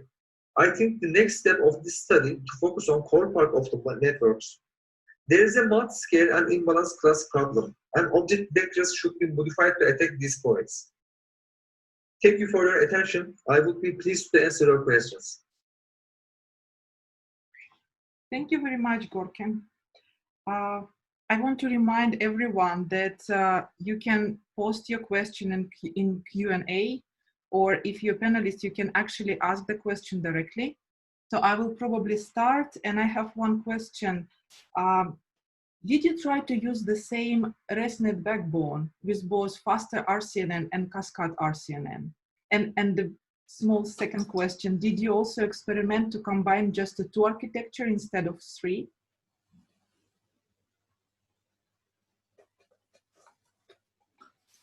Thank you for the question. For the cascade RCNN backbone, we have an advanced ResNet architecture, which is ResNet 101. But for the faster RCNN, we only use the ResNet 50 architecture. For the second question, actually we used the example just using the two networks, but I remember it didn't produce good results. And for the some ensemble types, you need at least 3 models. Therefore, we wanted to add the RetinaNet as a complementary model. Thank you.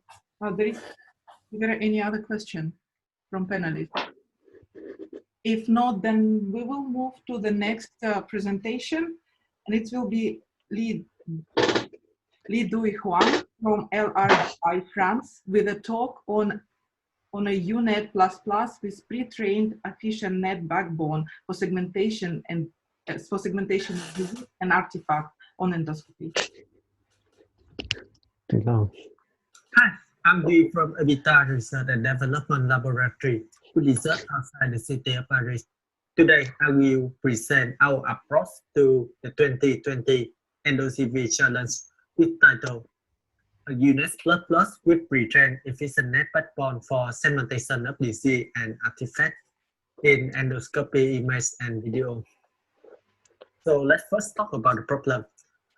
EndoCV is a computer vision challenge in endoscopy image, which is divided into 2 sub-challenges with different objects of interest, artifacts for AD and disease reason for ADD.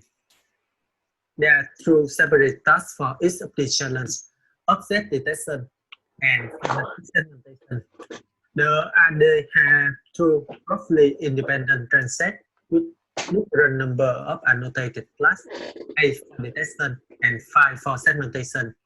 The ADD dataset has about 400 images annotated for 5 classes. We focus mainly on the semantic segmentation task. The objective is simple: visual level classification of 5 classes of artifacts or disease.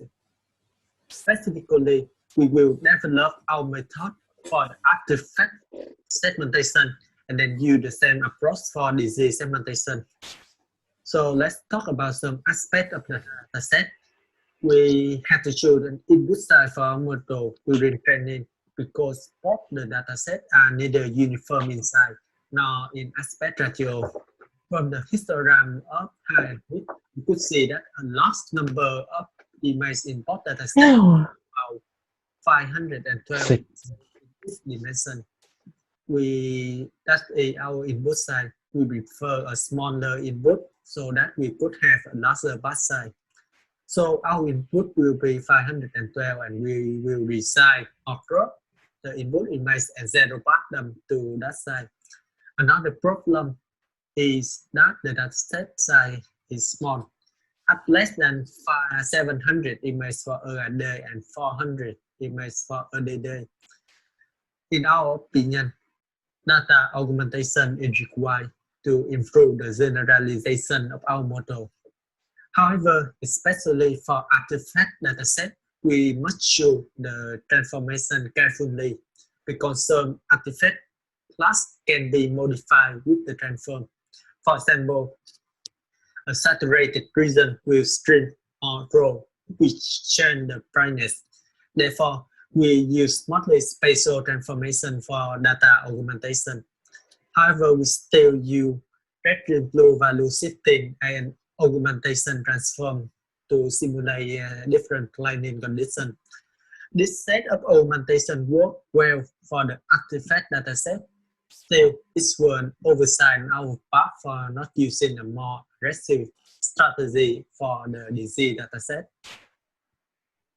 For this problem, we will use model belong to the UNet family, which is widely used for semantic segmentation.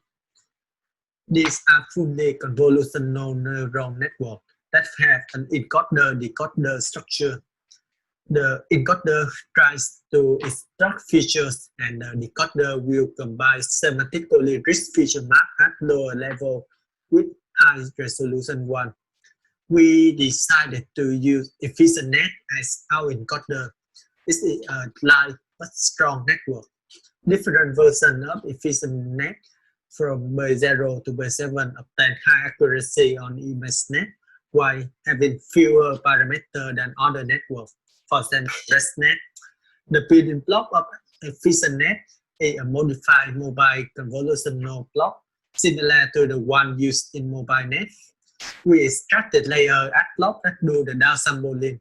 We use the publicly available pre-trained way of efficient net to provide a good starting point for our model. The decoder is similar to standard UNet, and the decoder block will upsample the lower level feature map and combine it with skip layer. Because we start extracting layer at one scale lower than the input side to make the network lighter, we will use a decoder block without a skip layer to upsample the output back to the original side. We start our experiment with efficient net by 5 encoder and UNet decoder, which is the one on the left. This network is a little bigger than a standard UNet, and after some experiment, we decided to go for a more massive decoder and a lighter encoder. We use UNet decoder whose architecture is presented on the right. We started with UNet P2 encoder and then go even lower with P1, which have about half the number of parameters at a standard UNet. This model gave us our best score on artifact segmentation. For disease segmentation, UNet P1 did not give a competitive result, so we double the number of decoder filters.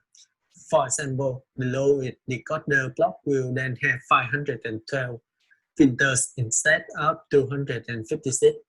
That model has roughly the same number of parameters as standard UNet.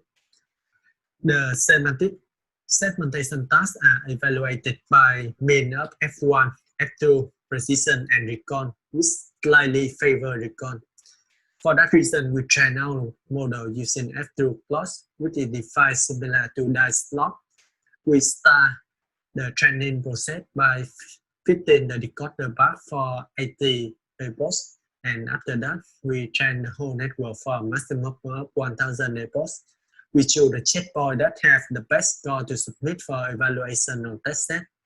Another method that could improve our research is test time augmentation. In short, we will combine prediction made on several transformed versions of the test image. In this example, we have 3 images. We design, path them, and then form a batch. Then we transform them, for example, rotation or vertical flipping. We also keep the original path. Then we run the 3 passes through the network, undo the transformation, and average the result. For the final result, in this challenge, we use 5 transformations: horizontal and vertical flipping, rotation up 90, 180, and 270 degrees. This is the evaluation result on the validation and test set. We could see that the migration from UNet B5 to UNet B2 improved the validation score significantly. However, it only adds a small boost on the half-test score. UNet B1 has slightly lower validation score on B than B2, but it performed better on the test set. It at about 1%. The next significant improvement comes from test time augmentation, which add about 4 points to the test score. With the whole filling post-processing, this was the method that we submitted for evaluation on full test set. This obtained a score of nearly 60% on ERD and 54% in ERDD. Due to the advancement of other participants, we used another result with 5 test time transformation for ERD and double the number of decoder filters for ERDD to obtain our personal best at around 60% on post-challenge. To conclude, in this presentation, we present our approach for the segmentation task of EndoCV2020. We experimented on UNet and UNet with efficient net backbone. By a combination of UNet and efficient net P1 and test time augmentation, we obtained a fairly high score on this challenge, especially on ERD competition. In perspective, we could experiment with a more aggressive augmentation strategy for the DC dataset, since it is not affected by brightness or contrast change, and we could use synthetic data to add more data for the ERD dataset. There's also other present approach, a attention mechanism that could benefit our decoder and should be experimented. Thank you for your attention. Thank you very much. I have one follow-up question. How did you handle the overlapping classes for the segmentation task? Because you're using UNet. How did you, like, overlapping class in one image when there were two classes which are overlapping? Hello, can you hear me? Because we use SIGMOID, the final final activation, so each class are independently evaluated. For each, okay, thank you. Let me see if we have any questions. We don't have any more questions. We can maybe discuss it then later on the discussion session. And thank you so much for your presentation, Ledui. Yes, thank you. Let me present the third presentation in this session. Bogdan Matuszewski from the University of Central Lancashire, UK. He will present their work on deep encoder-decoder network for artifact segmentation in endoscopy images. Hello, my name is Bogdan Matuszewski. I'm here to present our work on deep encoder-decoder network for artifact segmentation in endoscopy images. This is a joint work with Yunbo Guo and Chen Xu. And indeed, I'm deputizing here for Yunbo, who is the main contributor to this work. This is the brief outline of the presentation. Although we contributed to all the sub-challenges in the challenge, we believe that the main contribution we made is in the segmentation sub-challenge, and therefore this presentation is focused on that aspect of the challenge. As you probably appreciate, this is a quite complex task. We have about 650 training images, and we believe that augmentation is the key to improvement of segmentation performance. For this reason, we implemented local deformation, color jitter, and rotation augmentation.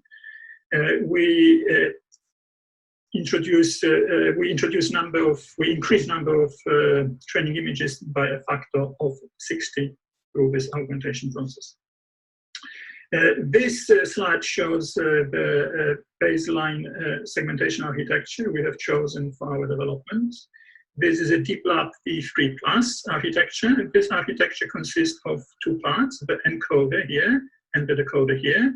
The encoder is built, is consisting of feature extraction backbone, spatial pyramid pooling, and the feature fusion part. For the implementation, we use as the baseline model.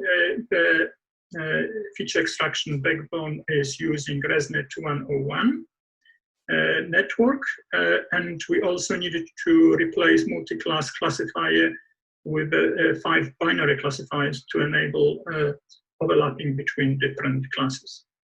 In the work we have done for the segmentation challenge, we looked at the modification of the encoder at the different parts of the encoder. We started by modifying the feature extraction backbone, and for this we replaced ResNet architecture with squeeze and excitation network. We believe that this architecture provides a better compromise between the performance and the required resources. Subsequently, we'll look at the modification of the spatial pyramid pooling part, and for this reason we for this modification we removed global pooling and replaced this global pooling with a free computational kernel. We also modified number of kernels at different resolution levels, and we've done it with the view of improving segmentation of small objects. The last modification we have made was in the Fusion subnetwork, and for this we introduced another squeeze and excitation module here behind the spatial pyramid pooling part, and we done it to introduce attention gating to better utilize information available in the computed feature maps. So we also looked at the test time augmentation, and for this we presented network with the rotated version of the input image in 30-degree intervals, and this part here, these images here, show the original output for the original image and the rotated versions of the original image. Subsequently, we fused these outputs from the network into the original reference frame, or in the original image reference frame. This shows this result, and based on the right-hand side, we see the results of the segmentation with test time augmentation, which is shown in red, and without test time augmentation. As you can see, probably see, there is some improvement on the segmentation quality. And indeed, in the test I show you later on, this improvement seems to be quite significant. In the next two slides, I show you the results we obtained during the networks development. And for this, we used phase 1 training data for training and phase 2 training data for validation. We used last year challenge segmentation score as a valuation metric for this information I'm going to present on these two slides. First of all, we see the overall performance of the proposed 3 networks is statistically significantly better than the baseline network. We also look at the performance of the networks with respect to all categories, and as you can see from this graph, the proposed network 3 outperforms the baseline network on all classes, but the specularity where the deep lab performs slightly better than the network 3. I would also like to mention here something about artifacts, the class. In this case, the networks don't perform this well. This partially can be explained by the fact that this is a really complex class, but probably more importantly for this specific case, this artifacts class is really underrepresented in the phase 1 training dataset. And as you remember, as I just said, this only phase 1 training dataset is used to train this network. So in this case, the networks cannot generalize well for this class because there is not enough information in the training dataset. These are the results obtained for the different networks and different categories. So these are just a sample of the results. As you can see, we have gradual improvement from the baseline, going from network 1 to network 3. We gradually improve the segmentation of instrument class. The same can be observed for artifacts, bubbles, and saturation, where the improvement is visible. For the specularity, this result kind of confirms, in this example, confirms what we observed here, but the deep lab is slightly better on the specularity class. As you can see, this result is slightly better than the results here. This is better segmented in that region. So these are the results obtained for the test images. There's a sample of the sum of the test images. And in this case, the networks have been trained on the full data set, including phase 1 and phase 2 training set. And you can see by visual inspection, unfortunately for this, of course, we don't have the ground truth, but we can kind of safely assume that this is a better segmentation of instrument using network 3 than the deep lab baseline. And the same goes for artifacts, bubbles. You can see that I would say these are the quite good representation of the bubbles and the saturation. Even for the specularity class, I would argue that the results provided by our network is better than baseline. And again, this is because we have trained this network now on the full trained data set, and we also implemented test time augmentation for this. Right, so these are the overall results we submitted to the challenge. I would not spend much time explaining these results. More comments on this are available in the submitted paper. I would only mention here one thing, that if you compare the results for network 3, again, this time the network is trained on the full training data set, and network 3 with test time augmentation, we see that through the test time augmentation, we had quite significant improvement on the segmentation score. It is about 8% improvement.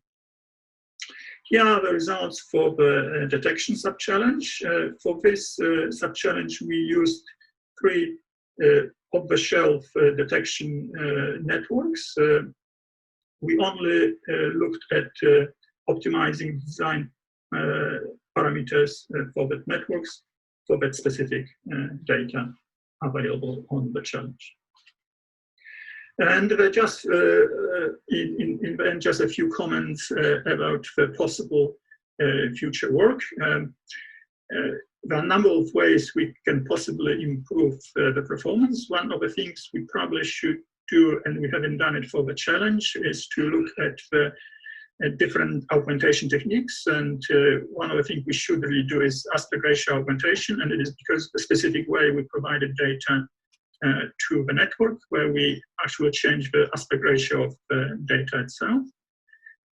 We also probably should look at the augmentation to improve the balance of the training data, and probably investigate in some depth selection of the design parameters through ablation tests. So this concludes my presentation. I hope you enjoyed it. So I'm finished now and happy to answer questions. So thank you. Thank you very much, Bradan. You can probably switch on your microphone to answer the questions. And while we're waiting for questions to come, I would ask the first one. I have a question about the segmentation and the test time augmentation. So how much did it increase the inference time when you use the test time augmentation? Right, so essentially this is the cost is in the calculations of the additional 11 images. So it's essentially 12 times the normal time without augmentation. So all other overheads computations are pretty simple. So it's really running, rather than running a single image through the network, is we are running 12 images through the network. So it is increased, is about factor of increases about 12. The time processing for the specific hardware we were using was about between 1 second and 2 seconds per image. Okay, thank you. Thank you very much. We will be moving forward now. Thank you again, Bradan.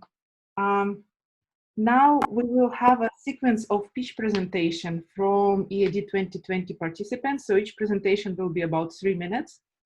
If you would like to ask the question, you can write it in Q&A, but specify the name of the team and then ask the question. And we will ask all the question at the end.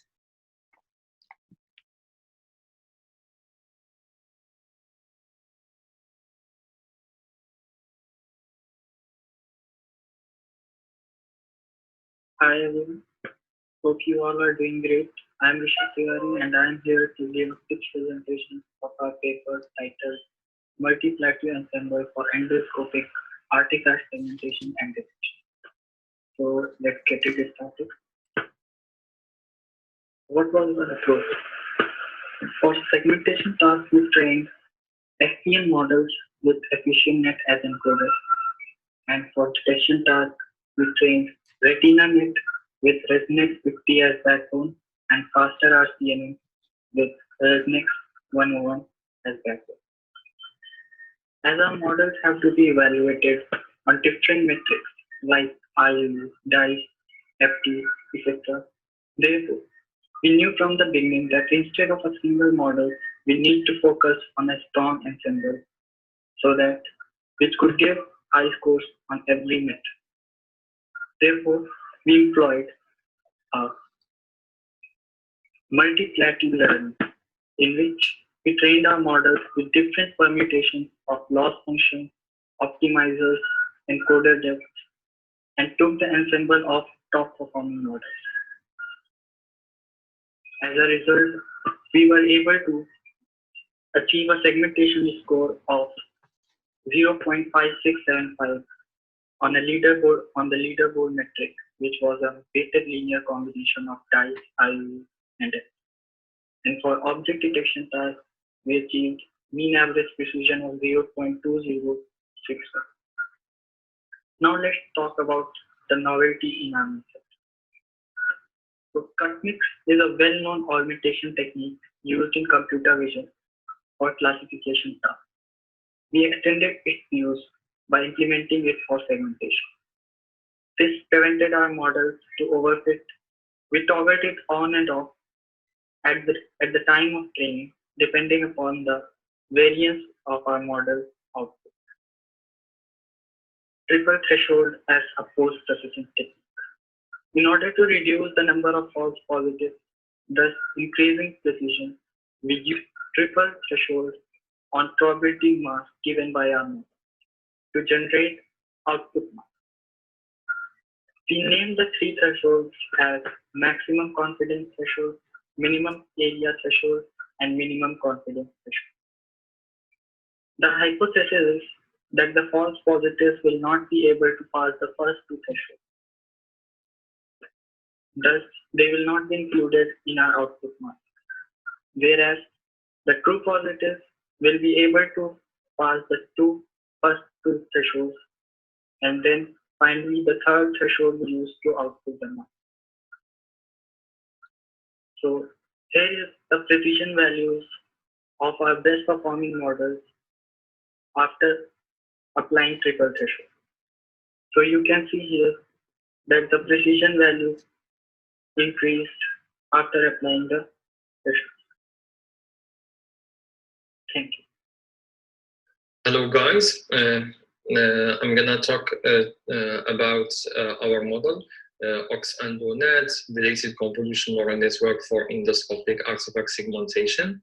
This is joint work with me, Morad Gridash and Irina Voikolescu. So before we start, I wanna mention that we participate in segmentation tasks, and most of the previous work, such as unit architecture and fully convolutional network architecture, rely on what we call striding and Boolean operations. And the way these operations are used reduce the feature map size and lead to loss of spatial information. So we decided to use the deleted convolution to implement our model. So to do that, we use pyramid deleted model, where we stack four deleted convolution in parallel with deletion rates 1, 2, 3, and 4, and the results are concatenated to get the final PDM. So we use this PDM, pyramid deleted model, to construct our final architecture, which, as you can see in figure 2, here we feed the input image to the model. We extract feature map using a base network. We used ResNet, and after that we used 4 PDM layers. We end with conv layer to extract the final mask. And here are implementation details and the results. So we took the data and we select 80% for training and 20% for validation. To implement our models, we use PyTorch framework, and we use rectifier linear nodes as activation function. So to tune our hyperparameters, we use the validation data. These hyperparameters like number of deleted convolutions and number of pyramid deleted convolution model layers, and so on. And we use Adam Optimizer with this technique called polylearning rate, and we run our models for 300 epochs. And you can see here in this table, these are our results on the first half of the test data. And thanks for watching. In this video, we explain our work on endoscopic artifact detection challenge termed as a deep learning-based approach for detecting artifacts in endoscopy. My name is Vishnu Sai. I'm joined here by my colleague Prithvi. We work at Mimic Medical Simulations, startup incubated at the Indian Institute of Science. Now coming to task 1, which is bounding box-based localization. For this particular subtask, we were provided with a total training sample size of 2531. We used a faster CNN with an improved ResNext 101 backbone and a featured pyramidal network module. For the ResNext 101 backbone, we used 64 parallel branches of feature extractors whose outputs are concatenated towards the end to produce effective aggregated features. We compared our modified ResNext 101 backbone with standard backbones available in literature, and according to table 2, it can be seen that the modified ResNext 101 backbone outperforms the other two. Thus, using this particular backbone, we trained a faster RCNN on the entire training dataset and achieved a score _D of 0.1869 with an error of 0.1076 on a final test dataset. The solutions for task 2 and task 3 will be explained by my colleague Prithvi. Thank you, Vishnu. Moving on to the second task, semantic segmentation. So prior to training, we applied data augmentations. This was in turn fed into a unit and optimized for the binary focal loss. So the entire setup was connected to a backbone network which served as a feature extractor. And the best performing backbone, which was a ResNext 50, was used to make a submission, which earned us a segmentation score of 0.5187. And lastly, the auto sample generalization. We used a RAND augment inspired technique to generate data, and we trained multiple models which we ensembled. So for the augmentations, we had 9 transformations in place, and per image, we selected 2 transformations at random, and it was applied with the magnitude in the range of 4 and 5. And it, as we can see, it significantly boosted performance. And for the ensemble technique, we used a weighted boxes fusion technique with a faster RCNN and a RetinaNet module participating with equal weights. And together they were able to perform better than the individual networks themselves. And on submitting this model, we were able to achieve the 3rd position on the leaderboard and even perform better than some of last year's submissions. In conclusion, data augmentations proved effective, and the focal loss helped solve the pixel disparity problem which we faced, and the ensemble model helped improve generalization. Thank you. Hello, I'm Haijian Cheng. My teammate Chen Lian and I are undergraduate students from School of Informatics, Shanghai University. We are advised by Professor Lian Shengwang in this competition. In this presentation, I will give you a brief overview of our works in EAD 2020 challenge. The challenge can be considered as 2 independent problems: object detection and semantic segmentation. For detection part, we use 2 independent models, including Cascade RCN and Hypertask Cascade. ResNet 101 backbone and the FPNet are used for both models. The RPN head uses cross-entropy loss for classification and smooth L1 loss for bounding box regression. We adjusted an NMS threshold and use soft NMS to improve performance. For augmentation, we perform flip, normalization, and resizing on the training data. And we use SGD optimizer with momentum and weight decay. Our experiment shows low average precision in small objects and easy overfitting harm the performance most. We use normal tricks to solve these problems. We test a few parameters and we finally got the score as the table shows. For segmentation part, we use deep lab V3+ model with ResNet 101 backbone. We use a combined loss that adding binary cross entropy and the dice loss together. The structure of ASPP modules and the decoder module are the same as the original design. As there may be overlap among 5 channels of mask, the output of the network is activated by sigmoid function. In a word, we consider it as 5 binary segmentation tasks in one model. For segmentation, we apply the brightness and contrast changes, shift scale location, blurring, resizing, and normalization. We evaluated different losses, found that adding BCE to dice improves most metrics in validation data, so we chose it. We also find that resizing images to a bigger size contributes to a significantly better score. Improving the threshold to predict positive pixels also helps. With all of that, we trained the model with SGD optimizer with momentum and weight decay. The results are shown in the table. Thank you for watching my presentation. Good morning, distinguished professors and teachers, ladies and gentlemen. It is really an honor for me to give a presentation about our work here. Well, the topic I'm going to deal with is our cascade RCNN-based model, which is designed to solve the task of endoscopic artifact detection. I will focus on 3 aspects. Firstly, let's take a look at the model architecture. We use a typical cascade RCNN with 3 incremental IOUs as network. We adopt ResNet 101 as backbone with future pyramid network structure. Then, the slide shows the model performance. We evaluate the performance of our model with 50% and 100% test data of EAD 2020 respectively. The numbers in red are our final scores on the leaderboard. We also used the validation set to track the model performance on each class, and the average precision is shown in the table. Finally, I will talk about 2 important problems in this task. One problem is image scale mismatch.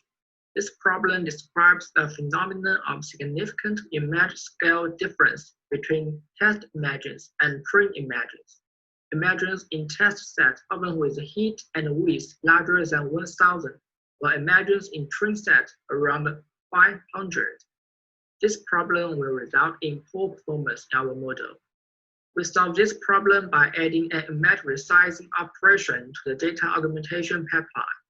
Specifically, each image will be randomly resized among the scale from 512 to 1024. This solution did work and improved the mean average precision by 0.017. The other problem is confusion classes. The network tends to confuse specularity, artifact, and bubbles in the classification procedure. We have tried modifying the loss function. Specifically, we increased the loss weights to the misclassification among specularity, artifact, and bubbles. Result turned out to be an improvement of average precision for these 3 artifacts at a decline for mean average precision. Other possible solutions may include creating 3 separate classifiers for confusion classes and adopting more advanced feature extraction networks. That's all. Thanks for your listening. Hello everyone. I'm from Department of Electronics and Computer Engineering from German National University. Today in my presentation, I will demonstrate how we approach both tasks of the endoscopy artifact detection challenge. For artifact detection, our options is cascade RCNN, and for artifact segmentation, we use the well-known unique model. Our plan for detection task is based on cascade RCNN. We exchange sequentially by using cascaded building box regression. This network can produce higher quality proposals during inference process. In addition, the detector uses the resampling mechanisms we can reduce the bad effect of overfitting with the high RU thresholds and also dismiss some outliers. The backbone resets 101, followed by the future pyramid networks in a top-down mode as the neck, increase the network capability of feature extraction and improves the recall rate. The deformable convolutions is added into the backbone from stage 3 to stage 5, assisting the model in perceiving the image content and differentiating the desired objects from the large background. The input data is normalized and augmented with random flip and bump. We also use the rechain model for the backbone. For Ross validations is applied here, and we employ weighted boxes fusion to delete redundant bounding boxes and take advantage of the information from the boxes to align the final ones more precisely. The online results for artifact detections are shown in the table below. And for the second task, we pick the popular units as our main network. We replace the original encoder of the unit by SE ResNet 50. Due to its high performance of feature extraction, here we also use the rechain model for the backbone in order to reduce the time of training and be able to attain the high-risk result. We don't freeze the rechain model while training. We train the backbone and the decoder at the same time. The given dataset is highly imbalanced in some places, so we choose the combination of binary loss, entropy loss, and dice loss at loss function. The validation data is not provided separately, so the whole data is split into 5 folds to guarantee the overall result. The online results for the artifact detect segmentation are shown in the table below. Thank you for listening. Hello everyone, thank you for joining us today. My name is Kaushik Srivatsan and I'm joined by Anand Subramanian here. Our work is titled Exploring Deep Learning Based Approaches for Endoscopic Artifact Detection and Segmentation. This presentation briefly elaborates our approaches towards multiple subtasks of this challenge. So to begin with, the object detection and sequence detection task. So for the object detection task, our best performing model was the RetinaNet with the ResNet 101 feature extractor. So we also experimented with the idea of test time augmentation along with the RetinaNet. For the sequence detection task, we used an object tracking pipeline idea based on the existing DLib and CSRT image correlation tracker. So the intention here is for faster inference time on resource constrained environment. So we designed the system such that the object tracking pipeline, either CSRT or the DLib, could work with any object detection model given it outputs frame-wise bounding boxes, scores, and classes. So as we can see from the table here, the RetinaNet without any test time augmentation and the RetinaNet without any tracker has a higher MAP score compared to all the other models. So we also experimented with the idea of ensembling the RetinaNet with the ResNet 101 and also RetinaNet with the ResNet 50. And we can see that we added test time augmentation to that as well. So that along with the RetinaNet 101 with CSRT tracker has slightly a lower MAP compared to the best performing one. So the DLib tracker eventually has much poorer performance than the CSRT or the RetinaNet without any tracker. So this tabulates our experiments with the object detection. So another challenge as part of the object detection task is to generalize the object detection on unseen data. So for that, we can see that the RetinaNet with ResNet 50 actually performs much better than RetinaNet with ResNet 101. So by training this RetinaNet to tackle or to generalize for more data, we used the idea of augmentation. So for augmentation, we used on-the-fly augmentation with multiple augmentations as mentioned here. For the segmentation task, we trained a unit with the ResNet 50 feature extractor and a DeepLab V3 with an exception feature extractor. We also recognized that multiple text fragments were often present as artifacts among the images. So we decided to use a pre-trained East text detector to obtain these regions.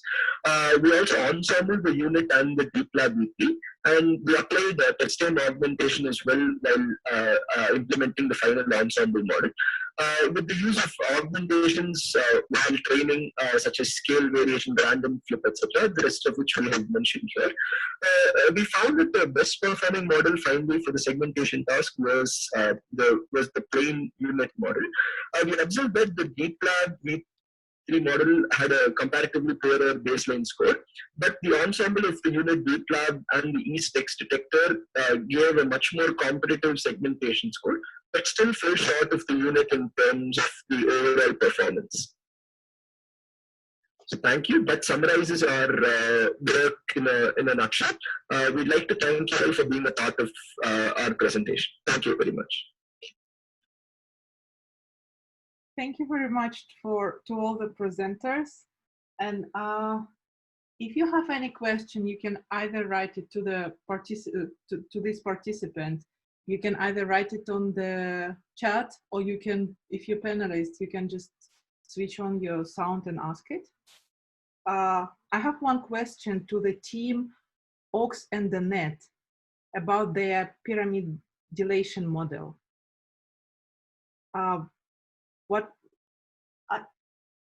One of the presenters from Ox and the Net is here, so I can ask the question. Yeah. Okay. Can you hear me? Yes, I can hear you well, just to be sure that. Okay. What was the effect of the PDMs on different classes? Can you give us like a rough idea on which classes it worked better, on which classes it didn't work? Oh, if I remember, I think it actually we did it because it was, I mean, we were running out of time. We started just a few days before. And the way I did it, first I took each class separately. And I think the fifth class was doing worse than the first, second, third, and fourth. Okay, thank you. Thank you so much. You're welcome. If there is no other question, then I would like to thank everybody for presenting here and conclude this session on endoscopy artifact detection and give back the lead to Sharib to move forward to the session 2. All right, thank you, Mariia. So I'll switch on my video. Yes, so the next session will be on endoscopy disease detection, but before that, we have, I'm delighted to welcome another keynote speaker, so Assistant Professor Nicolas Durr from Johns Hopkins University, Maryland, USA. Nicolas Durr is an Associate Professor of Biomedical Engineering, Johns Hopkins University, with appointments in the Center for Bioengineering, Innovation and Design, and Electrical and Computer Engineering. And he's also the co-director of undergraduate design team program in the Department of Biomedical Engineering. He's the principal investigator of Durr Computational Biophotonics Lab at Johns Hopkins University, which aims at creating impactful technologies to improve diagnostics, reduce costs, and increase accessibility to high-quality healthcare. So let's welcome Professor Nicolas Durr, and today he will be talking on computational colonoscopy towards AI and endoscope co-design. Thank you for accepting, and thanks. Looking forward for your talk. All right, thank you for the kind introduction, and it's really an honor for me to be here. Let me try to share.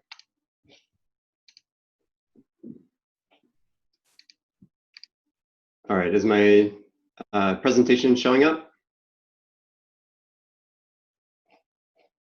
Okay, great. All right, so thank you, Sharib, for the invitation again, and everyone for being here. I'm really excited to present the work that we're doing in the areas of both algorithms and hardware and optics design in endoscopy. I think the subject of this talk fits really nicely with what you heard from the two keynotes earlier. You heard from Dr. Braden about the needs in colonoscopy and upper GI procedures. And then I was really excited to hear Professor Stoyanov's talk and emphasis on the value of optical properties at the end of his presentation. That's not something I hear very often from the computer vision community, but for my community in biomedical optics, it's something that we think about a lot, and it's work that I've been doing to try to get quantitative optical properties from your endoscope. So I have to start with some disclosures. Some of the work you'll see has been supported by Olympus. And then some work that I'll just briefly talk about has also been supported by a startup company that I founded and was the CEO of, called Planoptica. But neither of these have influenced the presentation today. So just to give you an idea of what I'll cover, I want to explain to the group what I mean by computational biophotonics. This is the theme of my lab. And essentially, it's combining work in algorithms and in the optical system design. And then we'll talk about tools that we're developing to get quantitative information from pixels to hopefully make your AI systems work better. And then I'll go over some results that we've collected that show the value of proof of concept of different representations of your endoscopy data and fusing information from different representations into an original basis representation. And then in the last part, we'll talk about real new representations, so new hardware that's collecting new data that you wouldn't typically acquire with a conventional imaging system. All right, so my lab in general, we're working on both the optics and algorithms side. So just as an example, 2 projects we're working on. One is in non-invasive blood analysis. So we're trying to quantify blood parameters without requiring a blood draw. And this would be really useful for neonates that have low blood volume, for at-home or point-of-care testing, and also for just low-cost, high-throughput triage or assessment of patients. So we're building systems to count red blood cells, white blood cells, get concentrations and ratios of these things. And we're doing that by imaging your capillary vessels in your finger or on your torso or in your on your tongue or lip. And we're building new cameras to get better contrast. So we collaborate with a company called Luco Labs. And this is the kind of images that they're getting, and they're quantifying the gaps between these shadows that are the red blood cells to get a surrogate for a white blood cell count. And so we've created a new way to measure phase microscopy from your videos, and with this we hope we can count white blood cells, and we can also start to see really large vessels and look at the deformations of the erythrocytes and get interesting biomarkers. So this project is a combination of new work in optics, but it's also, I think, for any of this to be clinically useful, we need new AI tools that can analyze these data, because to get statistically relevant information, you need to measure thousands of cells and do it accurately and robustly. So at the same time, we're working on automatic analysis of these images. Another similar project, we're measuring images of the eye, where instead of a conventional image, we collect a planoptic image. We use a wavefront sensor and very low-cost parts, so we can make a handheld, easy-to-use, and low-cost device that acquires a movie of data. And then from that movie, we analyze which frames have the best measurements and use a data-driven approach to get a really accurate measurement of what eyeglasses you need. So this is the company I started, Planoptica, has now commercialized this device, and we're selling it all over the world. In the last couple of years, we've prescribed about 2 million pairs of eyeglasses with the system, and most of them have been in low-resource settings where they're patients that wouldn't normally have access to eye care, but because there's now this low-cost, easy-to-use system, we're lowering barriers to get access to eye care. And again, this innovation comes from both the hardware and the software side. Okay, so that gives you the context of the kinds of problems my lab is interested in, and we're applying this to endoscopy as well. So this is an image, just a conventional color image with flood illumination of white light of a freshly resected human esophagus. And the physician can understand a lot from these images, but if you look at the pixels, it's really tough to make estimates of what this pixel tells us. What does this red pixel mean? It could be that your other channels have been absorbed. It could be that these photons are scattered before they're emitted back to your camera, and we don't really know how far away those scattered photons have come from. They're also refracted through your tissues, and there's dynamic information about your chromophores in your tissues that are modulating the intensity pattern that you measure with a camera. So the answer is we don't know what these pixels are with just a conventional flood illumination.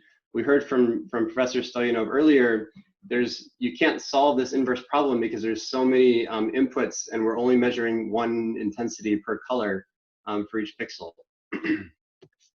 So one way to get more information and more robustly solve that inverse problem and understand the absorption and scattering contributions to the image that you measure is to use structured illumination.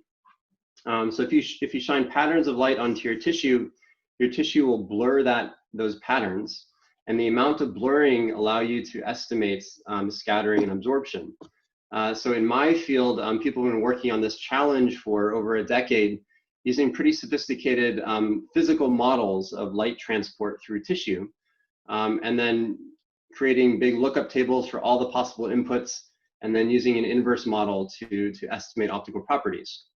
And the intuition is that the low spatial frequencies of light are genuinely attenuated by absorption, and the high spatial frequencies, so high spatial frequencies of fringes in the top right of this image, those are blurred really rapidly because of scattering. And so if you collect images at a variety of spatial frequencies, you can reconstruct your absorption and your scattering maps through an imaging mode. So normally chemists and spectroscopists love to work with absorption, but it's done through a cuvette and you get one measurement at a time. This is a way to turn your endoscope or your camera into a spectrometer and do pixel by pixel mapping of the absorption and scattering properties. And once you have absorption, you can calculate ratios and estimates of chromophore density. So in an example pig experiment, we can see and quantify the percentage of your hemoglobin that's oxy or deoxygenated, and measure tissue optical properties, measure tissue oxygenation through a map of a wide field of view system. And you can see changes in tissue oxygenation before you see them with a color image. So the top row is what you would normally see with a conventional illumination, and these other rows are what information you can estimate if you have some structured information in your measurement. There's also information that we don't really know what to do with yet. So if you use structured light and you demodulate that structured light, your tissue looks completely different. And we don't really know how to interpret this right now. There are groups trying to, again, develop physical models and correlating with histology to try to make their own biomarkers and indices to perhaps classify risk or predict risk of dysplasia. But it becomes really difficult to model that well using these physical approaches. So my lab is increasingly using data-driven approaches to correlate to histology metrics from a wide field of view camera with this large set of data that we get from structured illumination. So this is a general idea of computational biophotonics, where we're messing up our camera, we're changing the illumination and the detection with strange optical elements like lenslet arrays or diffusers, or illuminating from different directions, different wavelengths, that sort of thing, and then trying to understand how that's improving the information that we get to better inform the clinicians. Okay, so I'll talk now a bit about our work in applying concepts like this to conventional colonoscopy data, conventional endoscopy data. And then the last part, I'll talk about what we're doing with our custom endoscopy work. So I don't need to tell this group the importance and the increasing prominence and performance of deep learning tools in medicine. But one of the disadvantages is that you generally need lots of training data. And so this is displayed really nicely by a really well-known deep learning course out of Stanford that shows the performance of your neural nets are increasing with increasing data size in a way that conventional machine learning approaches are not. And so in the colonoscopy space, we're interested in ways that we can shift this curve by using lots of synthetic data and domain adaptation so that we can get high performance with smaller data sets. And this is important not just when you're limited to tens or hundreds of colonoscopy data sets. I think even if you have thousands, in general, the larger your data sets get, the harder it is to control the quality of your annotations. So I think even if you have a lot of resources and are working with very large data sets, these approaches are still valid and useful because you want to make sure that your data set is very high quality. And so just the concept that I'll explain here for what we're calling virtual multimodal imaging virtual multimodal learning is to, instead of giving lots of examples of conventional color images with masks, for instance, and trying to train something that's segmenting lesions, we are deriving an intermediate representation of something that we know is useful to clinicians, the depth of the image, and then fusing features from the depth estimate, the derived depth estimate, and the original RGB image to get a better prediction of if there's a polyp there, where it is, and what kind of lesion it might be. Starting with in order to get this to work, we first need to predict depth from our monocular endoscopy images. And it's really difficult to get large training sets with ground truth depth because you can't physically put a high quality depth sensor in the real estate you have through a colonoscope. So we collaborated with Siemens to use their cinematic renderer with real CT data sets from human colons, and we render a large data set of virtual scenes of a camera placed in these human colons with all the walls and features come from CT data. We can render those with different tissue parameters. So we call this, and other groups are calling this domain randomization now. And then we have paired color images with perfect ground truth depth for each one of those pixels. This is coming from a 3D model. And those pairs have seen a variety of domains from this randomization of picking these different renders. So with this idea, we can use adversarial training. We used a few different approaches, but this is the simplest, to use a GANs approach with pairs of either real color images, or sorry, synthetic color images and perfect depth, or synthetic images and predicted depth. And then we train these two networks with each other to eventually create a generator that can produce a realistic depth map from a synthetic color image. And so this is a really efficient way to learn content-aware depth information from your pixels. But as you would expect, if we're only training on synthetic data, even with this domain randomization, once we apply it to real colonoscopy data, it doesn't work that great. Just at the extreme example, these are very simple rendered images on the left, and this doesn't work at all when we apply it to real colonoscopy images like those on the right. So we're working on a technique to adapt these tools to work on real data. And what you commonly see in this area is groups trying to make their synthetic data look more and more realistic, so that networks that are trained on that synthetic data and then maybe fine-tuned on small amounts of real data will work well. And we decided to try to take the opposite approach. So instead of trying to make our synthetic data look really realistic and span all the patient-specific anatomy and variation that you might expect in the real world, we thought it might be easier to take the real colonoscopy data and transform that to a domain that's synthetic-like, so that our synthetically trained depth estimators would work on that transformed real data.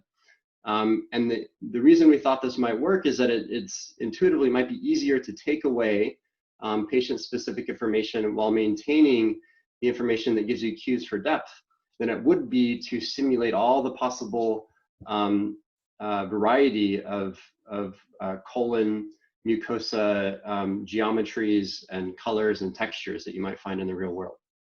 So we've done some testing with this, and it does seem to be working better to do this reverse domain adaptation approach. It's really difficult to actually test this approach because, like I said in the beginning, it's difficult to get data with real ground truth depth and a real endoscopy image. The best we've done so far is we've taken a pig colon that we've cut open and pinned to a scaffold, a half pipe tube with a bend, and then we take a CT scan of this pig colon in that scaffold to get a ground truth 3D data set of what this tissue is, its orientation in 3D space. And then we render cameras virtually going through this real pig colon. And then we put a real endoscope through the same colon. So we end up with real optical images and simulated rendered images. And then we try to find registered images so that the poses are very similar, and evaluate our depth estimations when applied to these real optical endoscopy images using the ground truth determined from CT data. And this, using experiments like this, we're able to show that this approach works pretty well in estimating depth. So just to give you an example, the types of images that we can get from this protocol, on the top left is our real endoscopy image. When we transform a grayscale image to the synthetic-like domain, that's what you see on the top right, and then we apply our networks that are trained to estimate depth from synthetic data on that transformed image, and we can get the image, the depth map on the bottom right. And then we compare that to our ground truth depth from the CT approach. So using this, we're able to show that our depth estimation is relatively accurate and robust in the small data sets that we can practically measure. And when we apply it to a variety of colonoscopy data sets, it seems to work pretty well, independent of what type of colonoscope you have, the lighting source, the colon that it's being used on. We found it's relatively robust. Okay, so now we have videos of color information from a colonoscope. We derive the depth. So this is an estimated depth map that's only based on information from the color video, and even only from color frames, not really the video. And then we train a network to update the parameters of two networks that are encoding information from these two channels and fusing features in feature space between both the color and the derived depth map. And so we call this multimodal DenseNet. This is what I mean by virtual multimodal. It's not really two different data sets that you're working with. One is derived from the other. But when we test it, it works relatively well, especially on small data sets. So just as an example, here are some lesions that we've identified from publicly available colonoscopy data sets. And you can see it's not falling for this false positive here of fecal material on the colon mucosa.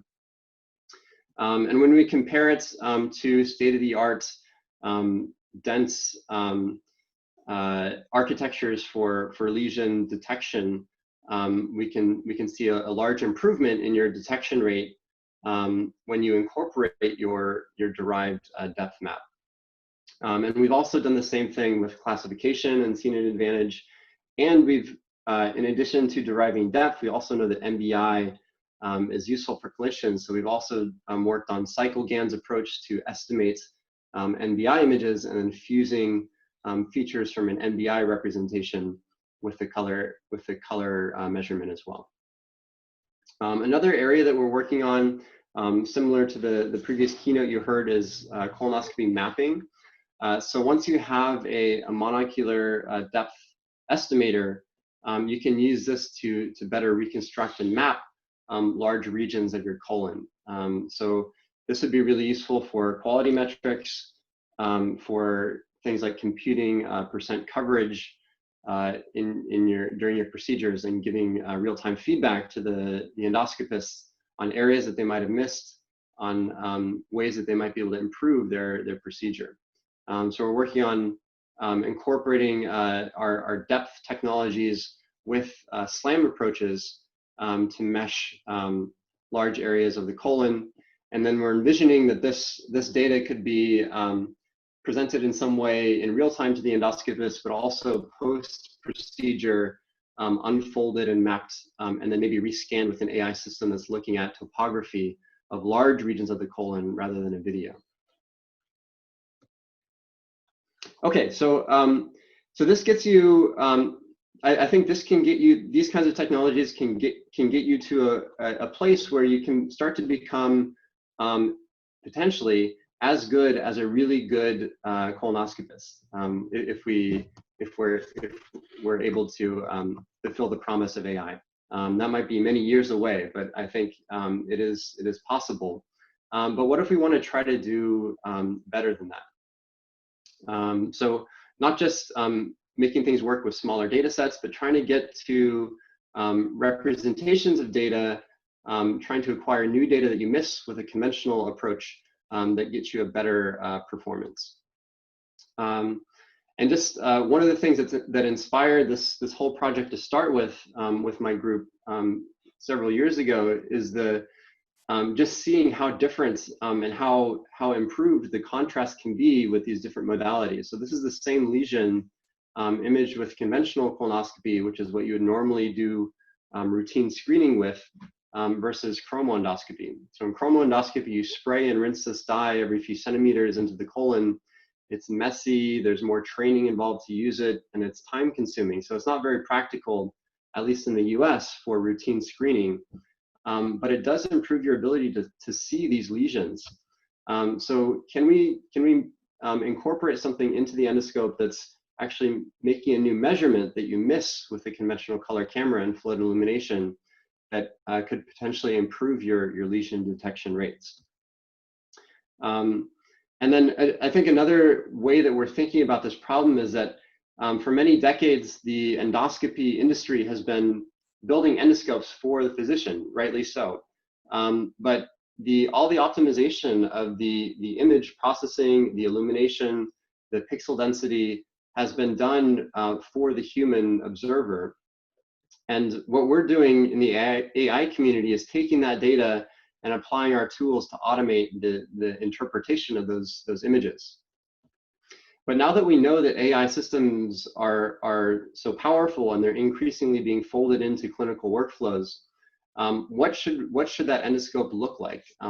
It's probably not going to be what's subjectively preferred by the colonoscopist. Maybe it's a different kind of image. So my lab has been working on exploring what kind of image this should be to optimize the detection, the classification, and the management of patients, particularly through colonoscopies. And then ideally, we find a domain where you can get great AI performance, but still transform that information into an image that's subjectively appealing to the colonoscopy. And this is obviously a requirement for any short or midterm translation of the technology. So one approach we've worked on to improve the contrast of the topographical changes in the mucosa to lesions is a photometric stereo endoscopy approach, where we sequentially illuminate. So we modify an endoscope to sequentially illuminate from different light sources, and then from that video of frames, we can compute surface normals and then shapes of the field that we're looking at. So this is, again, what endoscopy companies have been doing for decades, is reducing shadows, making really nice, even illumination of a cecum here, by illuminating so you have your camera and then you illuminate from multiple sources at the same time. Now, if you were to take the same CCAM and just illuminate from one source at a time, you see all these shadows that are not very subjectively pleasing, but give you information about the topography of the scene that can be clinically useful. So from a photometric approach, you can estimate surface normals for each one of these pixels from that photometric data, and then you can integrate those normals to get a three-dimensional map from just a couple frames of your video if you're cycling your lights quickly. So we've been able to test this in humans. We modified in this case, a gastroscope with our own fiber light sources around the outside to sequentially illuminate the field of view. And this is first in human data of a rectum where there's a diminutive lesion here on the left that you see with a color image, and on the right with the photometric information, you can appreciate the contrast has improved. And we show these three-dimensional renderings to engineers and to scientists that like it. But as you heard from Dr. Stoyanov earlier, it's likely that this is not going to be that useful for the clinician. It's probably going to be more useful for the AI systems to have that depth information. Colonoscopists don't necessarily want to see this 3D rendering. They can get around fine with the 2D rendering, but they do want help finding these diminutive lesions. And we've also gotten this to work in a high definition scope now. So this is another human study. That system allowed us to do small numbers of human studies, but in order for us to collect a large data set of human colonoscopy with this new kind of endoscope, the approach that we're taking is to keep the commercial FDA approved, regulatory approved colonoscope and hijack its illumination source, so that the part that's being used by the physician and introduced into the patient is unmodified, but we are changing the light source on the opposite end so that we can do hyperspectral information, we can get speckle information, we can illuminate from multiple directions, and we can also do this very rapidly with a laser illumination. So we've developed a laser colonoscope where we have a bank of lasers with different colors that can flash really rapidly, and they're mapped to the distinct light sources at the tip of the colonoscope, so that we can change the orientation and the directions of those lights very rapidly. And so we're working on this is relatively preliminary right now. We haven't gotten our approval for our hospital system to experiment with this yet, but we hope to soon. We have done work to estimate optical properties from this type of data. So the lasers allow you to get a lot of light through small fibers, but they come with the disadvantage of producing speckle noise on your image.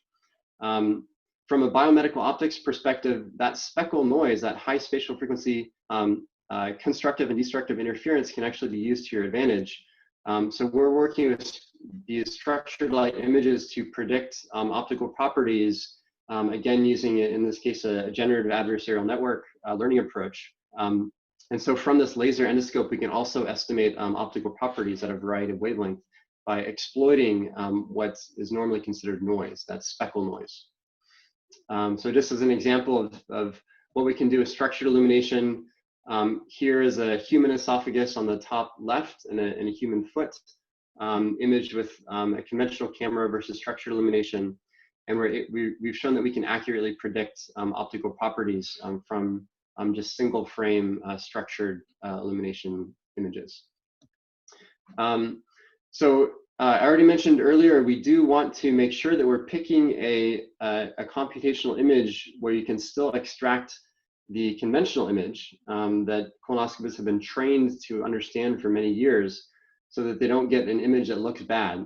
So we've also worked on denoisers so that we want to enhance as much speckle as we can to get better optical property estimations and flow contrast. And then we also want to be able to remove all that speckle so that we can provide the physician a conventional image so that they can still do what they've been trained to do, just with our systems augmenting their workflow with additional information. So we've shown that you can eliminate this even with very high amounts of speckle noise. You can reconstruct the original image pretty well. And then in closing, I think this is just giving you a big picture idea of the potential implications of this. So this is a human esophagus image at 3 different wavelengths that you would normally get for a color image. And this is all the data that you're missing. So with flood illumination, you're missing many additional wavelengths that give you different information about the tissue here. And then similarly with different spatial frequencies, you can get completely different sources of contrast from your image. So with our systems, we're trying to acquire this basis data set of different wavelengths, different coherence lengths of your light source to get different speckle information, and different spatial frequencies. And then from this basis set of data, we are trying to correlate with histology data taken from ex vivo grids of biopsy punches, and then trying to use strategies like reinforcement learning to try to train a system that's going to tell us what wavelengths, what spatial frequencies are ideal for different tasks like lesion detection or classification. So I think this is a really exciting area that hopefully comes after all the AI engineers have figured out how to optimize the analysis of conventional images. In my mind, the next step is how do we next optimize our hardware systems so that AI systems can get even better.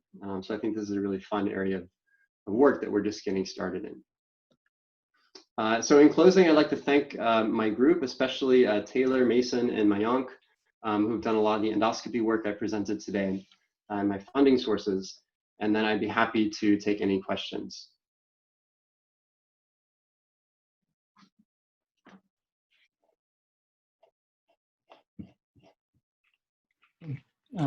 Thank you, Nick. Thank you very much. So do we have any question from the panelists? Probably Barbara, if you want to ask a question. Yeah, thank you. Excellent talk and fascinating. I found it very interesting with your approach with the steps estimation. But especially if you compare CT colonography findings with endoscopic findings, how do you approach the problems that it looks completely different, whether you have a lot of inflation and gas in the colon and big or on the other way around, that large segments of the colon are collapsed? How can you compare so these different modalities in different times, at different times, and peristalsis, contractions? Mm-hmm. Yeah, so you can't. We're using the CT data as a starting point for single frame depth estimation, and you can.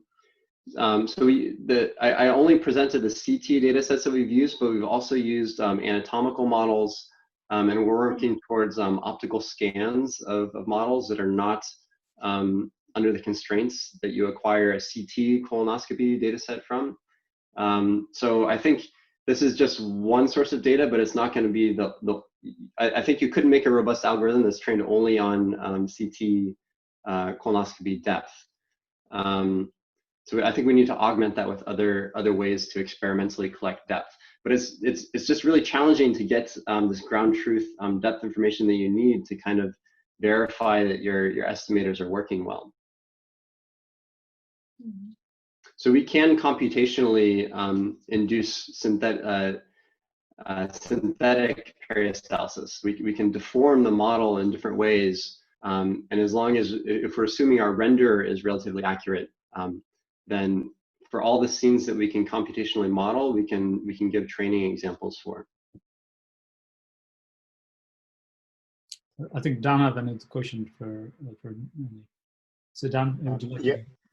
Yeah, I do. Thank you, Nicolas. I think it's absolutely brilliant talk, and so many things that in terms of research direction that I think are extremely important and really fascinating to look at. Just wondering in terms of this kind of trade-off between computational techniques and you know, the optical or the physics behind the imaging system. Have you guys explored the sensor characteristics, the sensor you know, the kind of the spectral response of the sensor, and how that may be able to harvest different levels of information, and how that influences an AI system and what you're able to train? I've just always thought that if we know what the AI system needs, we maybe can design sensors that can actually fit to that, and kind of the combination can really be the thing that provides the clinically relevant information. Yeah, that's a great question. So I think the easiest way is to make a benchtop system where we know all the parameters, and we can choose the parameters of our sensors and our illumination and optics. So we can, at least in an ex vivo setting, we can take colonectomy samples and collect a lot of data with a benchtop system at a huge range of spatial frequencies, wavelengths, spectral widths of our light sources, and assemble a data set that we then train through reinforcement learning, a classifier that tells us what wavelengths might be ideal. And then we can hope that Pentax or Olympus will incorporate those into their systems. And I think there is hope for that. It's just that it's a long game. Things don't happen quickly at these big companies. Absolutely. And do you think that the sample being ex vivo, so not being vascularized, changes the kind of measurement or the direction that we might go in? Yeah, definitely. So we try to do, these are fresh esophagectomies. We're imaging them tens of minutes after resection, but it's still not accurate. The oxygenation properties are completely changing. They're drying out. So we try to mitigate that a little by doing it quickly, by humidifying the chamber. But I think we would also need to collect in vivo data. So that's why we're making this modified scope. And we can calibrate this system. So we have our benchtop system where we're making measurements where we can take our time with the limits of the tissue to try to estimate what's going to be best.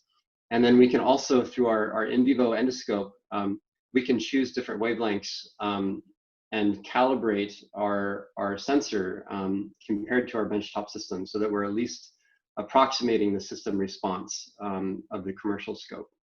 So we are working towards the collection of both in vivo and ex vivo data, and they're both going to have their advantages. Yeah, brilliant. Really exciting stuff. Thank you.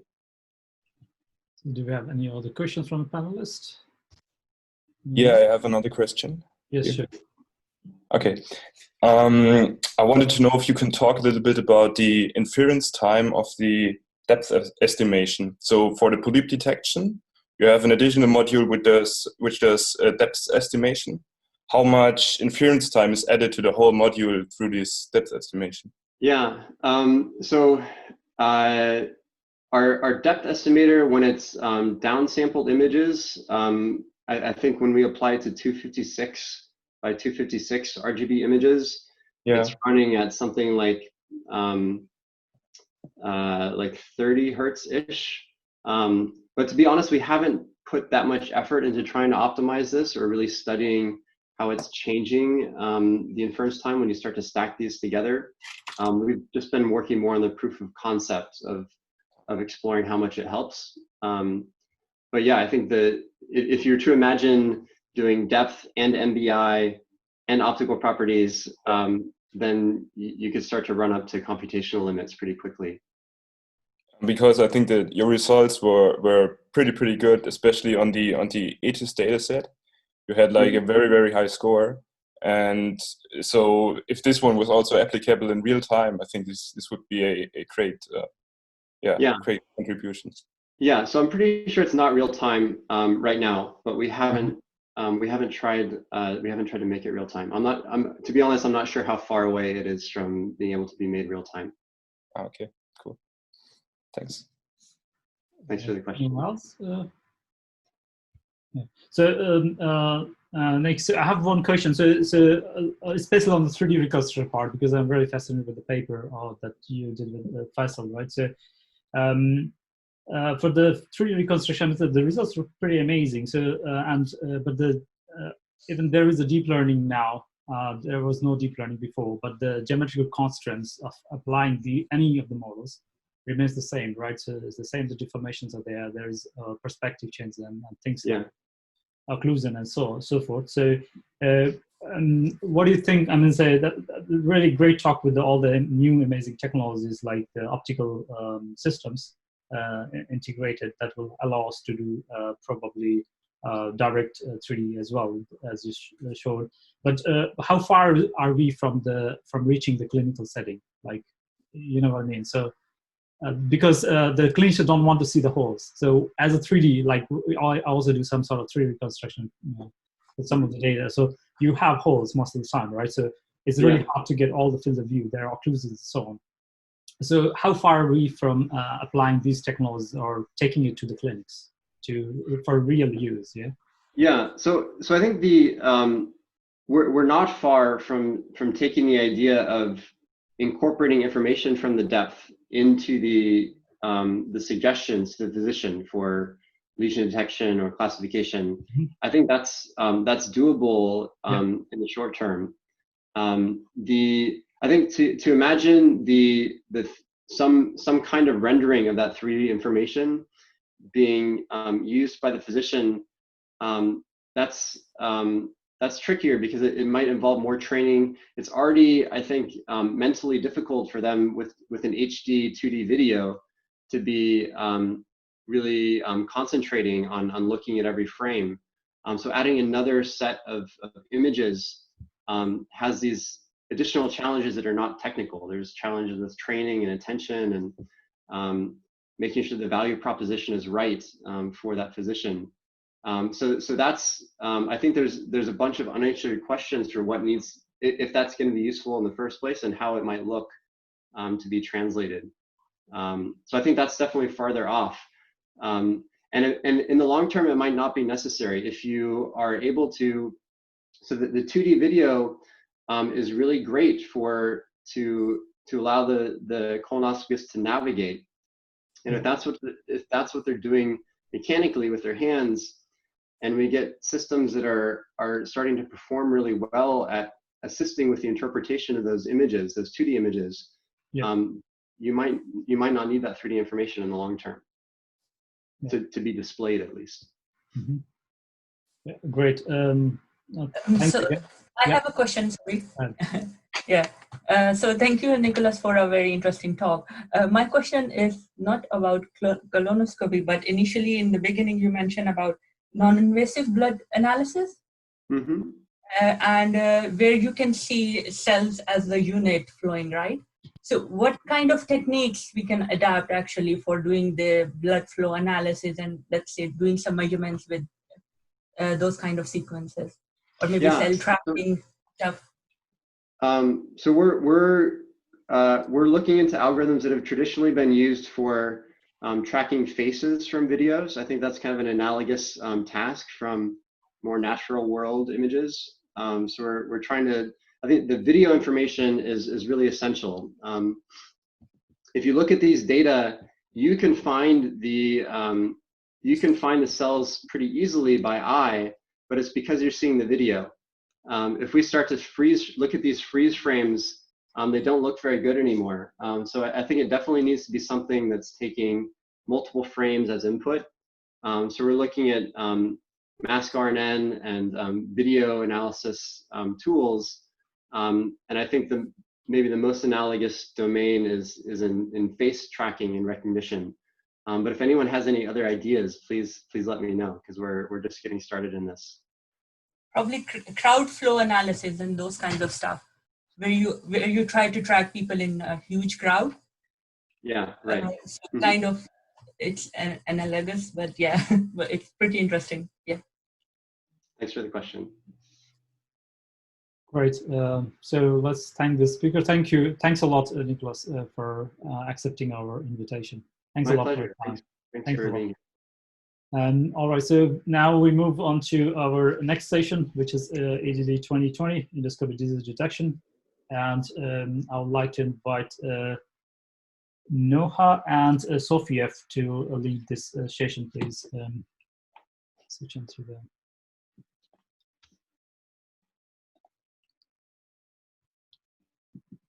Okay, so now we reach our second session for the endoscopic disease detection and segmentation. We have 2 oral presentations in this session, and I would like to remind you that you can post your question in the QA section. The first presenter is Nahan Tahan from Vingroup Big Data Institute, Vietnam, and he will present his work under the title Detection and Segmentation of Endoscopic Artifact and Diseases using Deep Architecture.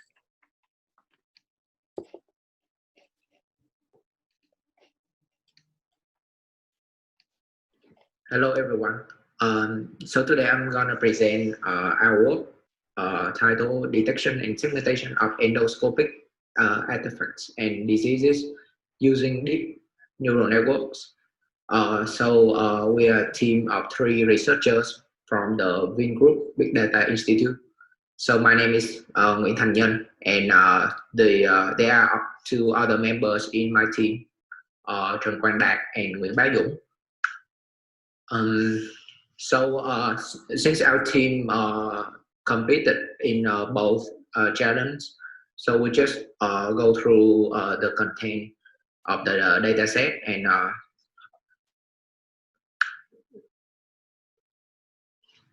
for the diseases data set. So there are 386 endoscopic frames for training. There are 5 classes: BE suspicious, H, GD, cancer, and polyp. And for each image, we have the bounding box and mask annotations. For the EAD track, we have 2,531 annotated frames for the detection task, and we only have about 644 frames for the segmentation task. And also we only need to segment 5 classes in this challenge compared to 8 classes for the detection part. So I think there are like 2 challenges in dealing with these data sets. The first one is that the image come from various sizes, ranging from 256 by 256 to like 1920. So, and also like the data set is quite balanced in terms of the bounding box annotations, as you can see from the graph here. For the detection task in both challenge, we use efficient depth, which is the current state-of-the-art one-stage object detector.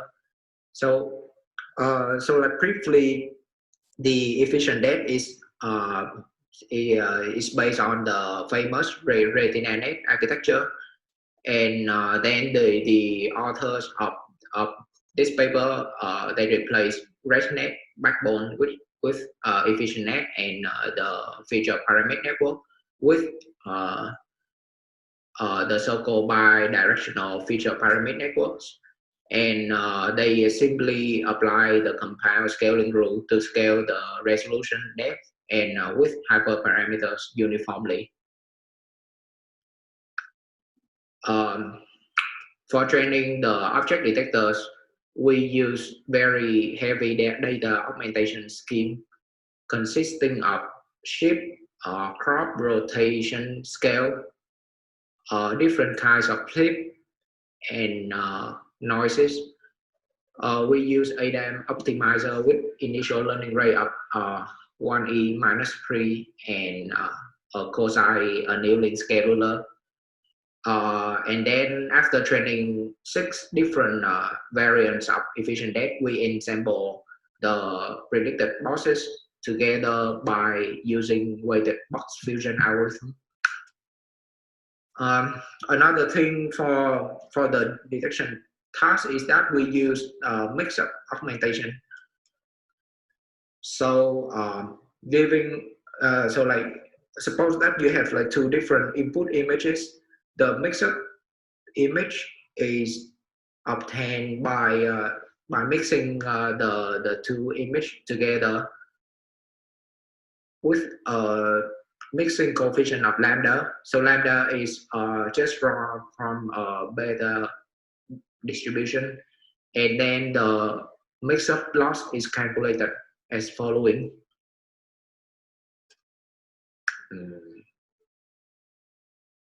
For segmentation task, we use two different architectures. The first one is a UNet with efficient net backbone. We use the last 5 blocks feature maps for constructing the segmentation decoder, and we added an extra multi-label classification head with head blocks features as input.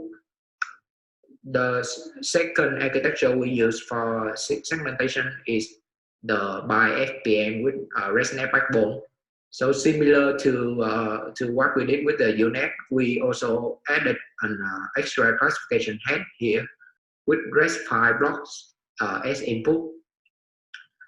For each feature map from the BiFPN, we apply one or several stage of the following block. So consisting of 3 by 3 convolution, a batch norm, ReLU, then 2 by 2 bilinear upsampling. The final set of 4 feature map of the same scale are then channel-wise concatenated. And finally, we use convolution 1 by 1, 4 by 4 bilinear upsampling, and signal activation to produce the binary mask at the same image resolution. We jointly training both semantic segmentation and multi-label classification heads at the same time. The total loss is equal to segmentation loss plus lambda times the classification loss, where lambda here is just a hyperparameter set to 0.4. The inference procedure is a bit complicated. So firstly, we will predict the mask using the segmentation head. Then we will discard the mask with classification probability less than the optimal threshold to remove the false positive mask.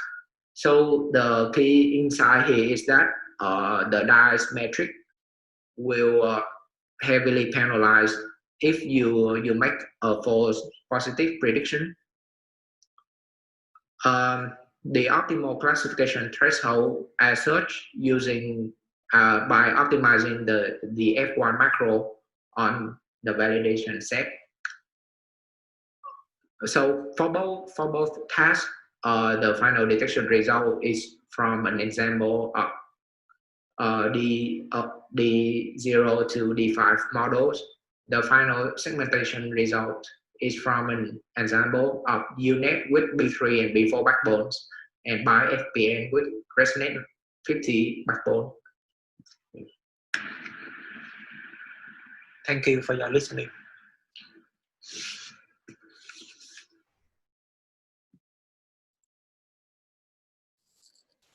Okay, do you have any question from the panelists? I have a question.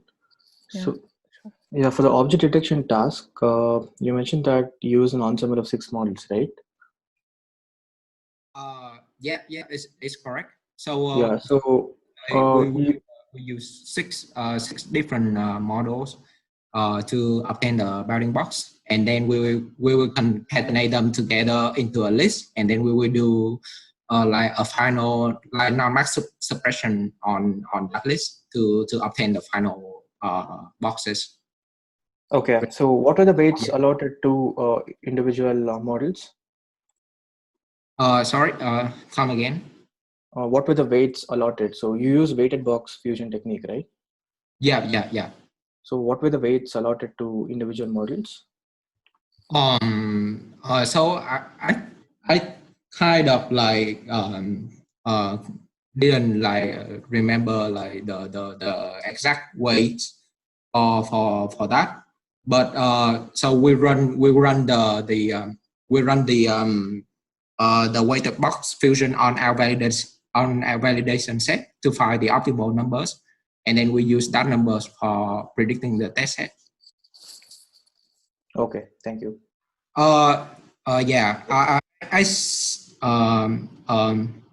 so for the segmentation part, I think the performance between different models are not actually that large. So like kind of like the bi-FPN ones are slightly better than the UNET, but like by like a very small margin. So about I think 0.5 to 0.7% of the die score. Yeah. Okay, thank you. Okay, any other questions? So we have a question in the Q&A section. Yeah, could you provide? Sorry. Yeah, you can go ahead, please. Yeah. No, it's fine. Could you provide performance of each segmentation model before assembling? Yeah, I think I just answered that question like a few seconds ago. So yeah, so like we use like two different architectures for the segmentation task, and I think the performance between the UNET and the bi-FPN, the difference in terms of performance is quite small. So like about 0.5 to 0.7% in terms of die score. Yeah, and we use that score to check on our models. Okay, thank you.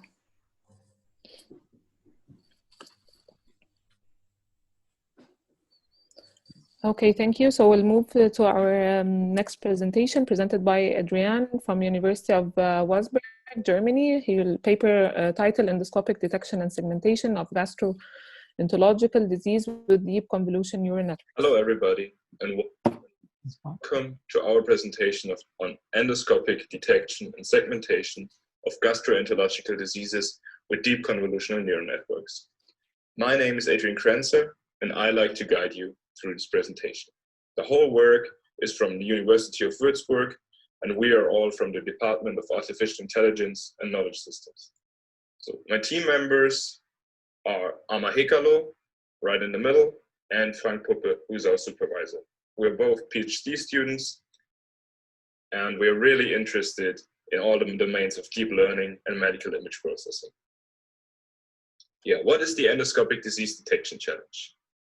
In the endoscopic disease detection challenge, there are 5 different diseases: polyp, high-grade dysplasia, or HGD, suspicious, cancer, and Barrett's esophagus. So for the EDD, there are 2 tasks. The first one is the detection task. Detection is the surrounding of the disease with a bounding box and explicitly naming the class of this disease. You can see it on the right image. The other task of this challenge is segmentation. You can see on the right, segmentation includes a pixel-wise segmentation, differentiation of the image. So all of the pixels which are disease have a different color than the rest of the image. Training data. For the provided training data, we have 386 endoscopic images from the EDD challenge. So we included the ETIS-LARE polyp database, which has 196 images, the CBC Clinic DB, the Gianna dataset, and the newest version of the quasi-ZEC dataset, which has additional 1,000 polyp images. In total, we include 2,220 additional polyp images, which really helped us with classifying the polyp class. For our methods, we used two architectures. One is the YOLO-4-3. It's the third version of the YOLO algorithm, which includes residual blocks. We use them with initial weights pre-trained on the COCO dataset. We unfreeze the last two layers of the network and trained just the last two layers for 50 epochs. And in another step, we unfroze the whole network, and then we trained until early stopping. So we have a resulting additional 33 epochs. The next architecture is faster RCNN. This one has a 104 depth RetinaNet backbone, and we use this with a batch size of 2 and a learning rate of 0.00025. Yeah, it was also initialized on the COCO dataset. For a final architecture, we included both of these architectures. So we used the YOLO-4-3 and the faster RCNN. We combined them by predicting HGG and polyps for the YOLO-4-3, and the other classes were predicted with the faster RCNN. Furthermore, we tried to integrate gastroenterological knowledge. That means that we just implemented a simple rule. If both polyps and BE are detected, we only produce boxes for the class with higher probability. So just the class which has the higher probabilities included and the other one is excluded. And that's because it is not that likely that BE and polyp are predicted at the same image. You can see our final architecture right here. So the input image is processed by the YOLO-4-3 and the faster RCNN, and then through the post-processing, we're excluding BE, for example, and get a final image. For the segmentation task, we used bounding boxes and segmentation masks, utilizing both for getting the best results. The mask RCNN was the architecture which suits us the most. So we used a further developed version of it, which is called the cascade mask RCNN. This one is an ensemble of different mask RCNNs, and it's very useful for classes with low number of images. We used it within ResNext 151 as backbone, so this one was a very, very large network, and we trained it for many days on our GPU.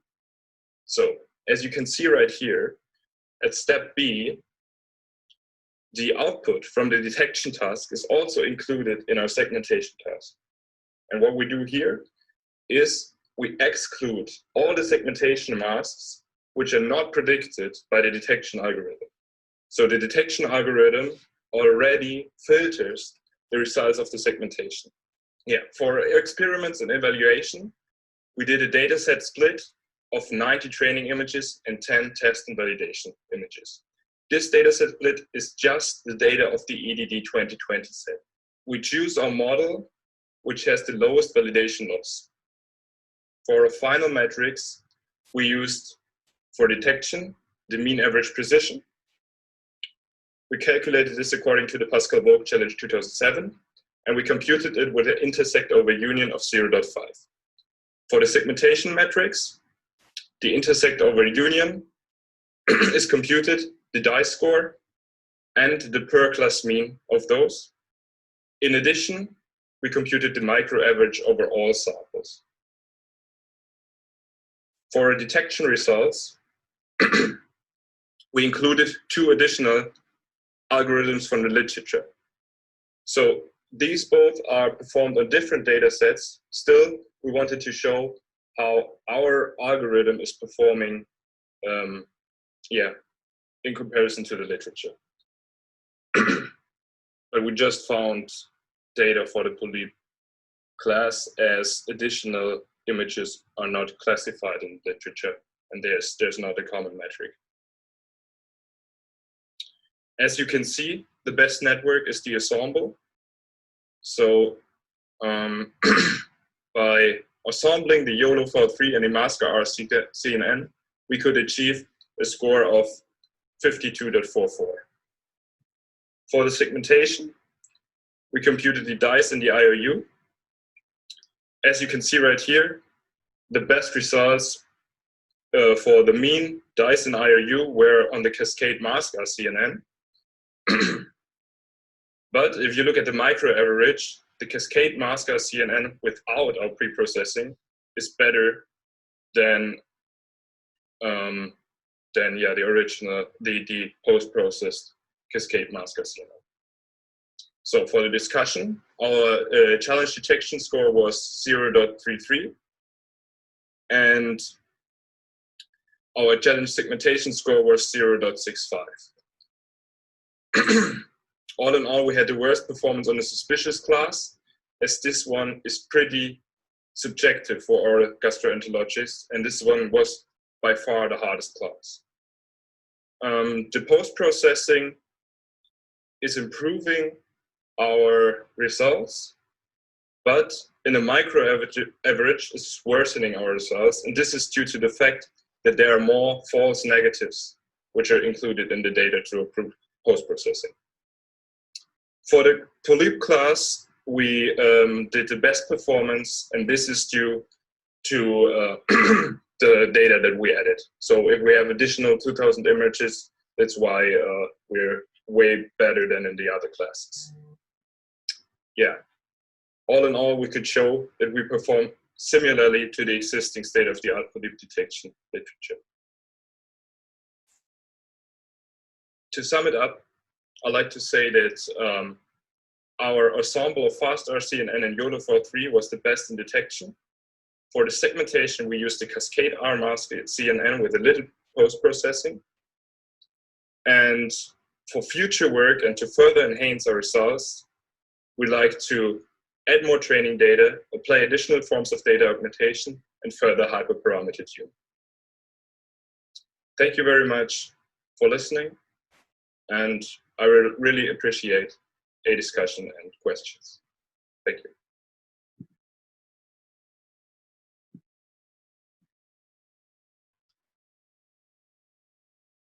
Okay, so we have one question saying adding 1,000 polyp is making the data set more imbalanced. Did you try any balancing technique? Yes, we included one balancing technique into the loss function. And what we did is we used a weight that addresses the minor samples and actually weights it higher in the loss function, so that the both of them are traded equally if the amount of samples is lower in one class. Okay, does anyone have a question? Okay, I personally have another question. I wanted to know how did the ensembling between the faster RCNN and the YOLO affect your performance, since YOLO is a single stage detector while faster RCNN is a two-stage detector? How it affects the performance, or do you the processing time? I mean, yeah. Yeah, you're right. So the processing time is a problem there, because you're totally right. The YOLO algorithm is way faster, and the faster RCNN is the slower version, and so the limited factor will always be the faster RCNN, and that's the inference time for the whole algorithm. So okay, so we limit the computational time. Okay, yeah, makes sense. Okay, any other questions? Okay, thank you. We can move now to our pitch presentations.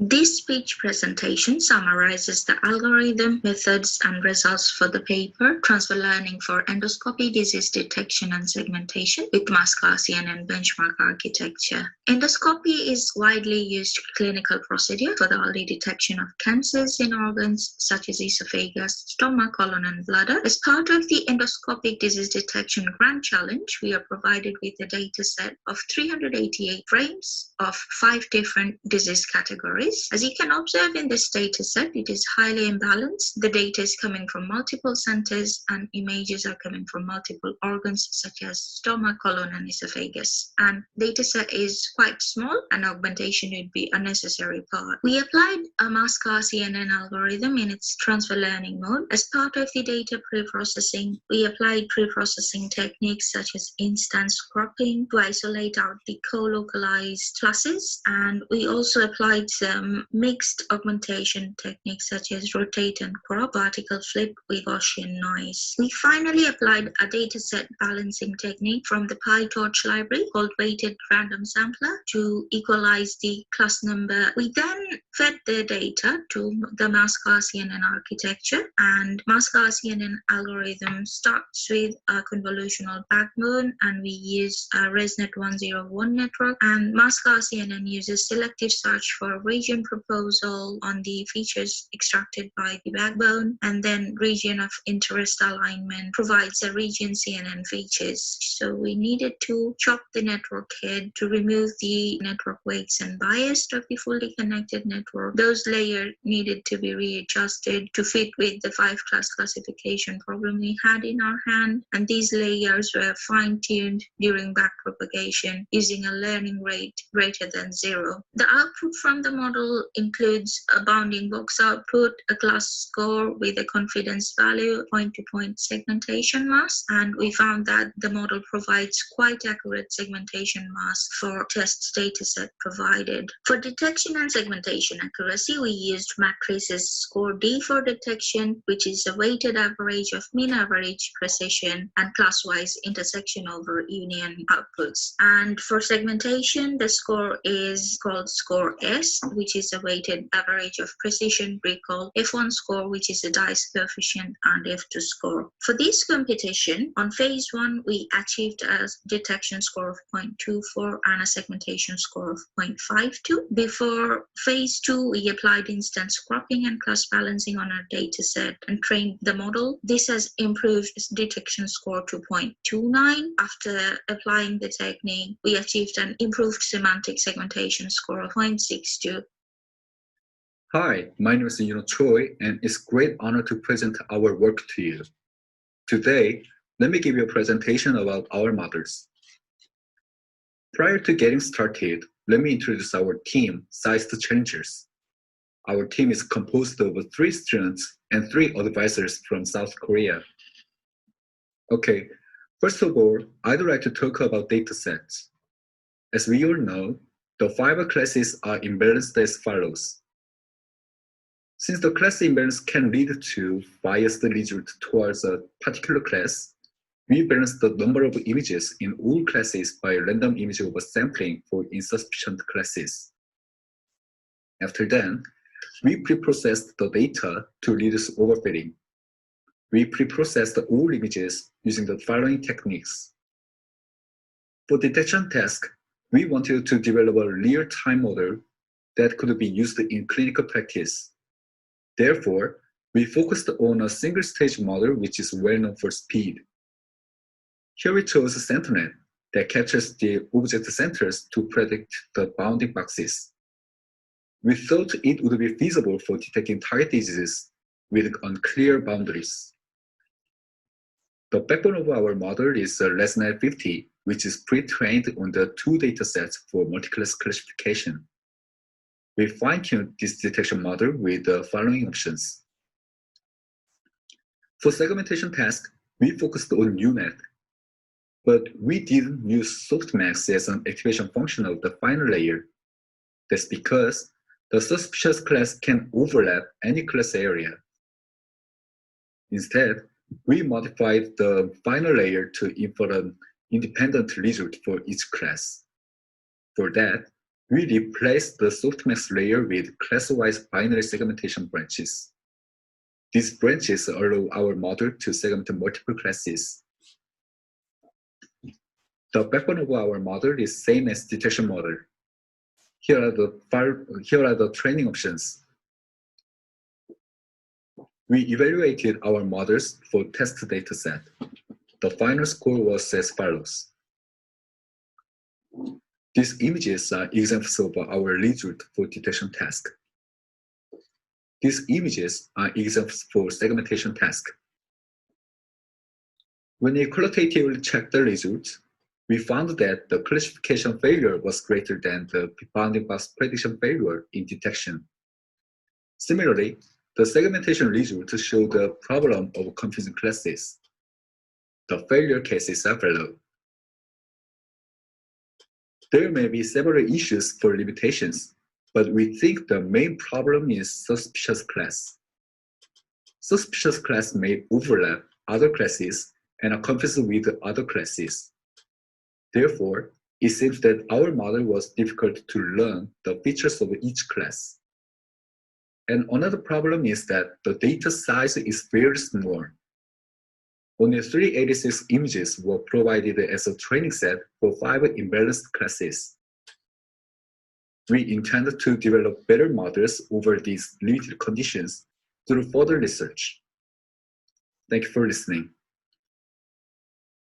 Hello everyone. I'm P. Murugan Balasubramanian from the School of Medical Science and Technology of IIT Kharagpur.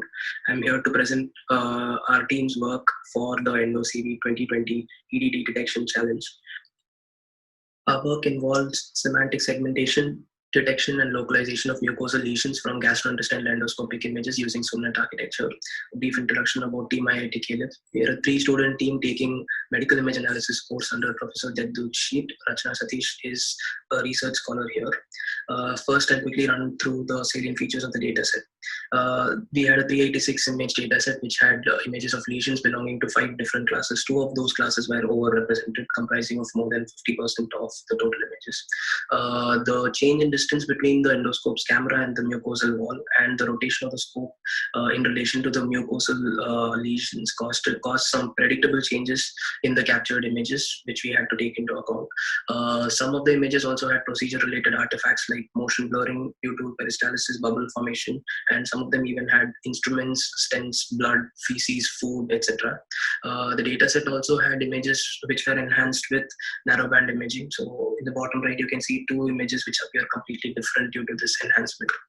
So first we had to do some pre-processing with rotation, affine scaling and projective and multi-crop transformations to accommodate for the variations due to scope positioning. And we had to augment with brightness and HSV variations to accommodate for the narrowband imaging and also for variable lighting conditions. So we trained a fully convolutional neural network based on SOMNet architecture. Using PyTorch, we followed a 80-20 training validation split. We also gave additional weights to the loss functions of the underrepresented classes as discussed in the previous slide. We used Adam learning rate optimizer with adaptive learning rate and binary cross entropy weighted loss function for training. SOMNet features a encoder-decoder architecture with pooling indices of encoder being passed to the corresponding decoder of sampling layers. Encoder has a VGG11-like architecture pre-initialized with ImageNet pre-trained weights. Concatenation of the activations of the encoder with that of decoder combines the features of segmentation networks for natural images with that of biomedical images. These are the results which we obtained. We were able to obtain a semantic segmentation score of 0.538 with a standard deviation of 0.35 in our test submission, and mean detection score of 0.16 with a standard deviation of 0.074. This table shows the number of instances of each class, and the figure above shows an illustration of the semantic segmentation results with the bounding boxes. I'd like to thank the organizers and the participants for your patient listening. Goodbye.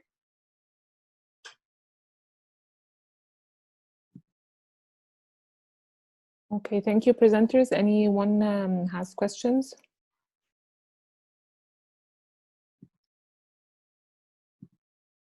I have a question for the CenterNet presenter. Is he available? Yes, can you hear me? Yeah, I can hear you. I wanted to check something. Why, from the point of view, your point of view, you think that the suspicious class will cause any confusion, as it's already the smallest data set throughout the training? That shouldn't cause that confusion in your results. Why do you think it causes the confusion? I'm really sorry, but I couldn't catch what you're saying. So In your presentation, you said that you changed the last head for the softmax because you thought the suspicious class will mainly cause confusion in the results. From your point of view, why do you think it will cause any confusion or misleading results? It was already one of the smallest data sets among the training data. From your point of view, that's it. Actually, I think the suspicious class overlap the other classes, so I thought that it might be confused the include part of the unit. So I think that's why the reason. I would like to comment on the problem with the suspicious class. I really think that is probably the most challenging because the difference to the normal tissue is probably the strongest, and therefore this is where the clinician also is not completely determined and decided. Okay, so we now reached the end of the session. We can move on to the leaderboard. So I'll hand the mic to Sharib. All right, so thank you, Noha and Sophia, for doing this session. Now let's go to jump on to the leaderboard, and I'll highlight some of the methods that have been performing well on this. Let me go to the slides. Let's begin with the EAD leaderboard. So most of the teams.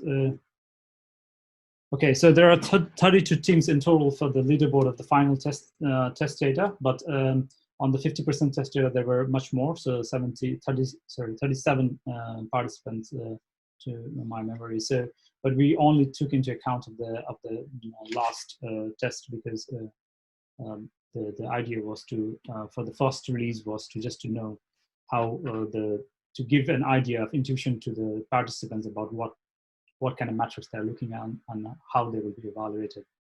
So this is the aggregated score, which is on the detection task for the endoscopic artifact detection. So the aggregated score, as I mentioned earlier, was based on the MAP and also the IAU scores on each for each subclasses, which were 8 classes. And for each class, we computed the MAP at different IAUs, and also we computed IAU within the class, when we are computing the mean average precision. For example, you basically score each bounding boxes based on how much is the IAU, ground truth IAU, and what is the IAU that you are getting on that particular threshold. So based on that score, which was 0.6 times MAP and plus 0.4 times IAU, which I mentioned earlier. So based on that score, the top score was Polat Gorkem team. So he scored around 0.2533. I think it's a list standard deviation as well. And the similar score can be seen for the other top performing teams as well. I think 0.23. Anything above 0.23 should already be commended, because this is quite a challenging data set, and as I told you before, that the data set has quite diverse amounts of like in terms of the size of the artifacts, the specular is really, really small, and then the contrast or the blur, when you talk about those classes, they are really big. So and also between the within the class, the variability is high in most of the classes. So this is quite good, I think, compared to the last year's challenge. We looked also into the same teams for their phase 1 results on the test sample. So you can see that the performance on that was shown on the final test data is a bit it's very similar to. Well, I would say that it's not as good as in the final test data set, but there is a consistency between IUD and MAPD. So, which I think this is the reason, one of the reasons. Well, we will do the analysis further after the workshop and all the proceedings are published. So we will do a thorough analysis on that. But you can also see that there are teams which have really very competitive competitive scores. and which were also on the top scores in the final leaderboard.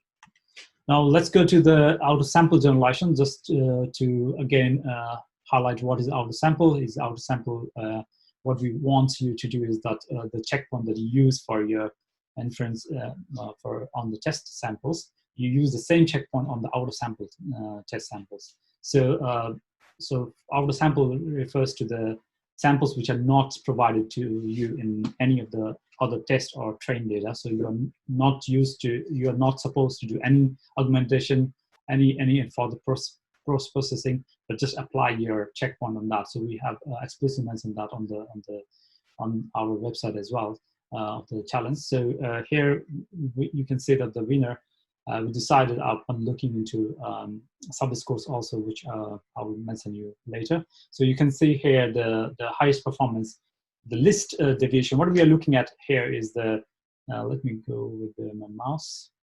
So this performance in the deviation in the generalization, which is basically absolute difference between the GMAP and generalization MAP, mean average precision, and the detection mean average precision. And at the same time, the score of this is the mean average precision on the detection, and they are not that divergent. So that's why this has been selected as a winner. And now some odd cases you could see that, of course, this is a computation. People say we know that everyone wants to win, so there can be some hacks. So we have also our ways to preserve this. So I don't say that the participants hacked, but I will show you why I'm saying this. As you can see, the fifth team here has 0.182 and 0.0. But when you see at the MAP score on the generalization, MAP score on the detection, both of these teams have a higher score on the generalization, which is contrast to what we assume, because you are not doing any, you are not supposed to do any augmentation or any additional training looking at your test data. So you are just allowed to direct apply the checkpoint on the test data. So this could be directly seen here. So as you see here, star G team over here. So you can see that the MAP on generalization is actually lower than MAP on the detection on the first 50% of the data set that we released.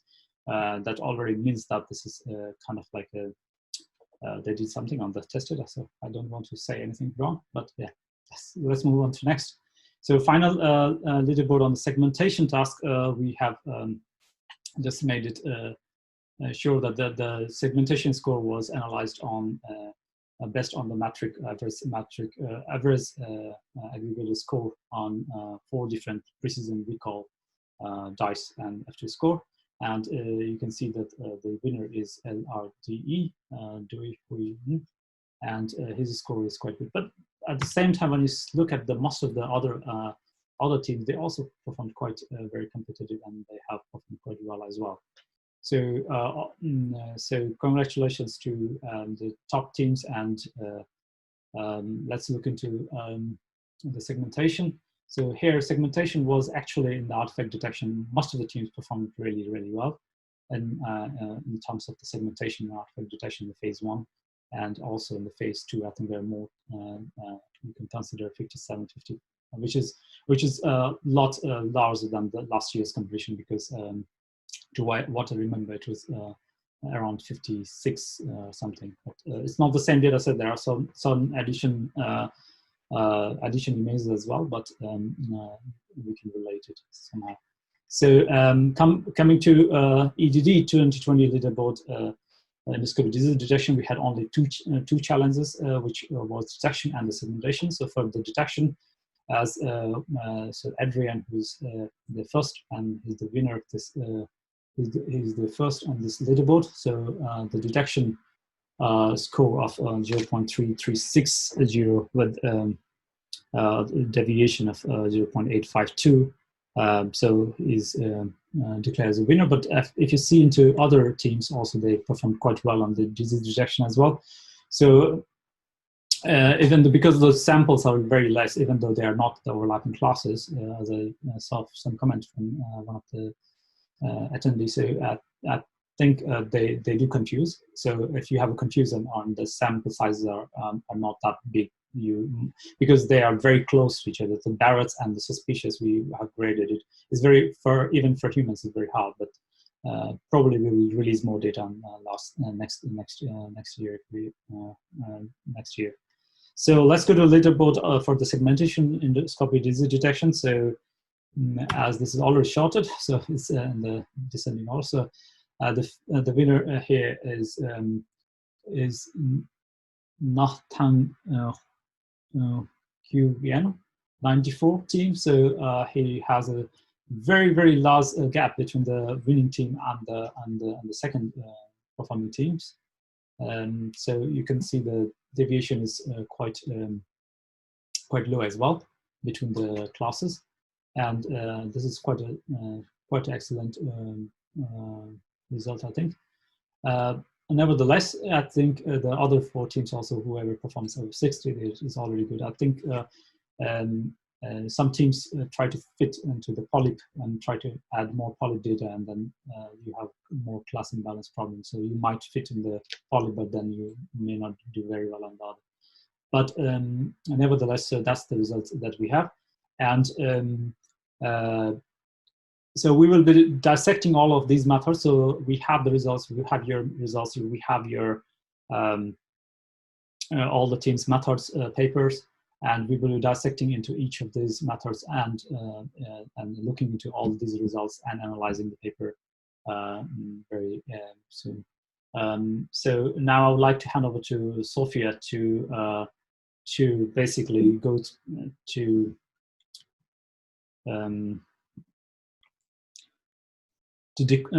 announce the winning teams of EndoCV 2020. Sophia. Yeah. So I'm going to formally announce the winners, although we already know who the winners are from Sharif's slides. Just to let you know, we do have prizes for the winning teams. It's just because of the current situation, we are still trying to figure out the best possible way to deliver it to you guys. So possibly in due course of time, we will get in touch with you and we'll let you know by email how we are going to deliver the prizes. So since everybody is muted, I have a clap sequence on my mobile, which I will play with the winner's name. When I announce the winner's name, we have 3 winners for the 3 tasks in the endoscopic artifact detection, and then 2 winners for the disease detection task. So the first winner for the detection task, artifact detection task, is Gorkam Pulat and his team, and this is for the detection, endoscopic artifact detection task.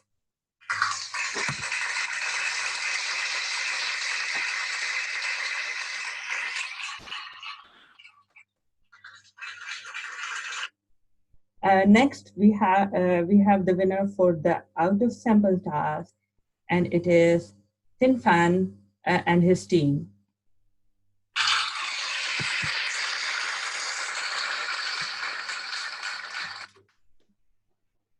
And finally, for the last award of the endoscopic artifact detection, we have Li Zhuingwan and his team for the segmentation task.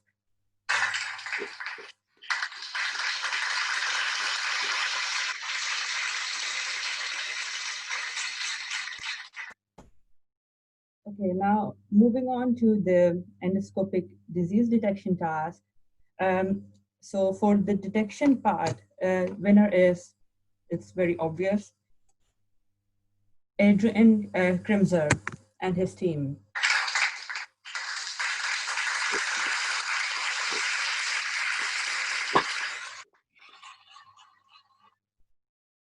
And finally, the last award is for the endoscopic disease detection segmentation task, and it goes to Win Tanyan and his team.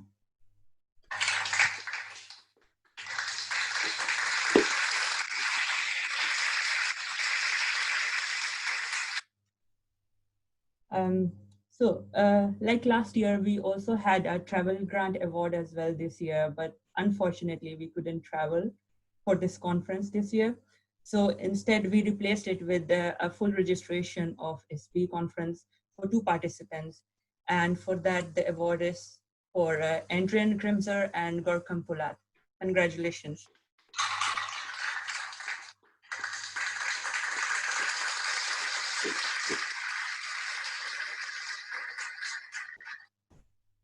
So with this, I hand over to Sharib again to conclude and then to start the panel discussion. Thank you so much. Thank you, Sophia. All right. I think it has been great. It's a great journey with all of you, all the participants, and all the clinicians, all the members, and program committee members, and our sponsors. I think we have managed to build this up from the last year 2019 challenge to 2020 challenge, and we not only did continue the same challenge, but we added aspects, some disease detection challenge in addition. And we, as a team, are delighted to have participants like every one of you. And I think I would like to congratulate everyone to input such a hard work into it and getting us to this level. And there has been a tremendous increment in the participations compared to last year, and at the same time we increased by 60% paper submission. So last year we had only 2, this year we had 32. So that's quite commendable. And thanks to every one of you. And also I would like to thank all the keynote speakers agreeing to provide the time to talk in our conference and make this conference successful. It was very exceptional. We had very exceptional keynote speakers, and we really enjoyed quite a lot. I hope you all enjoyed a lot too. So thanks to all the attendees, thanks to all the panelists.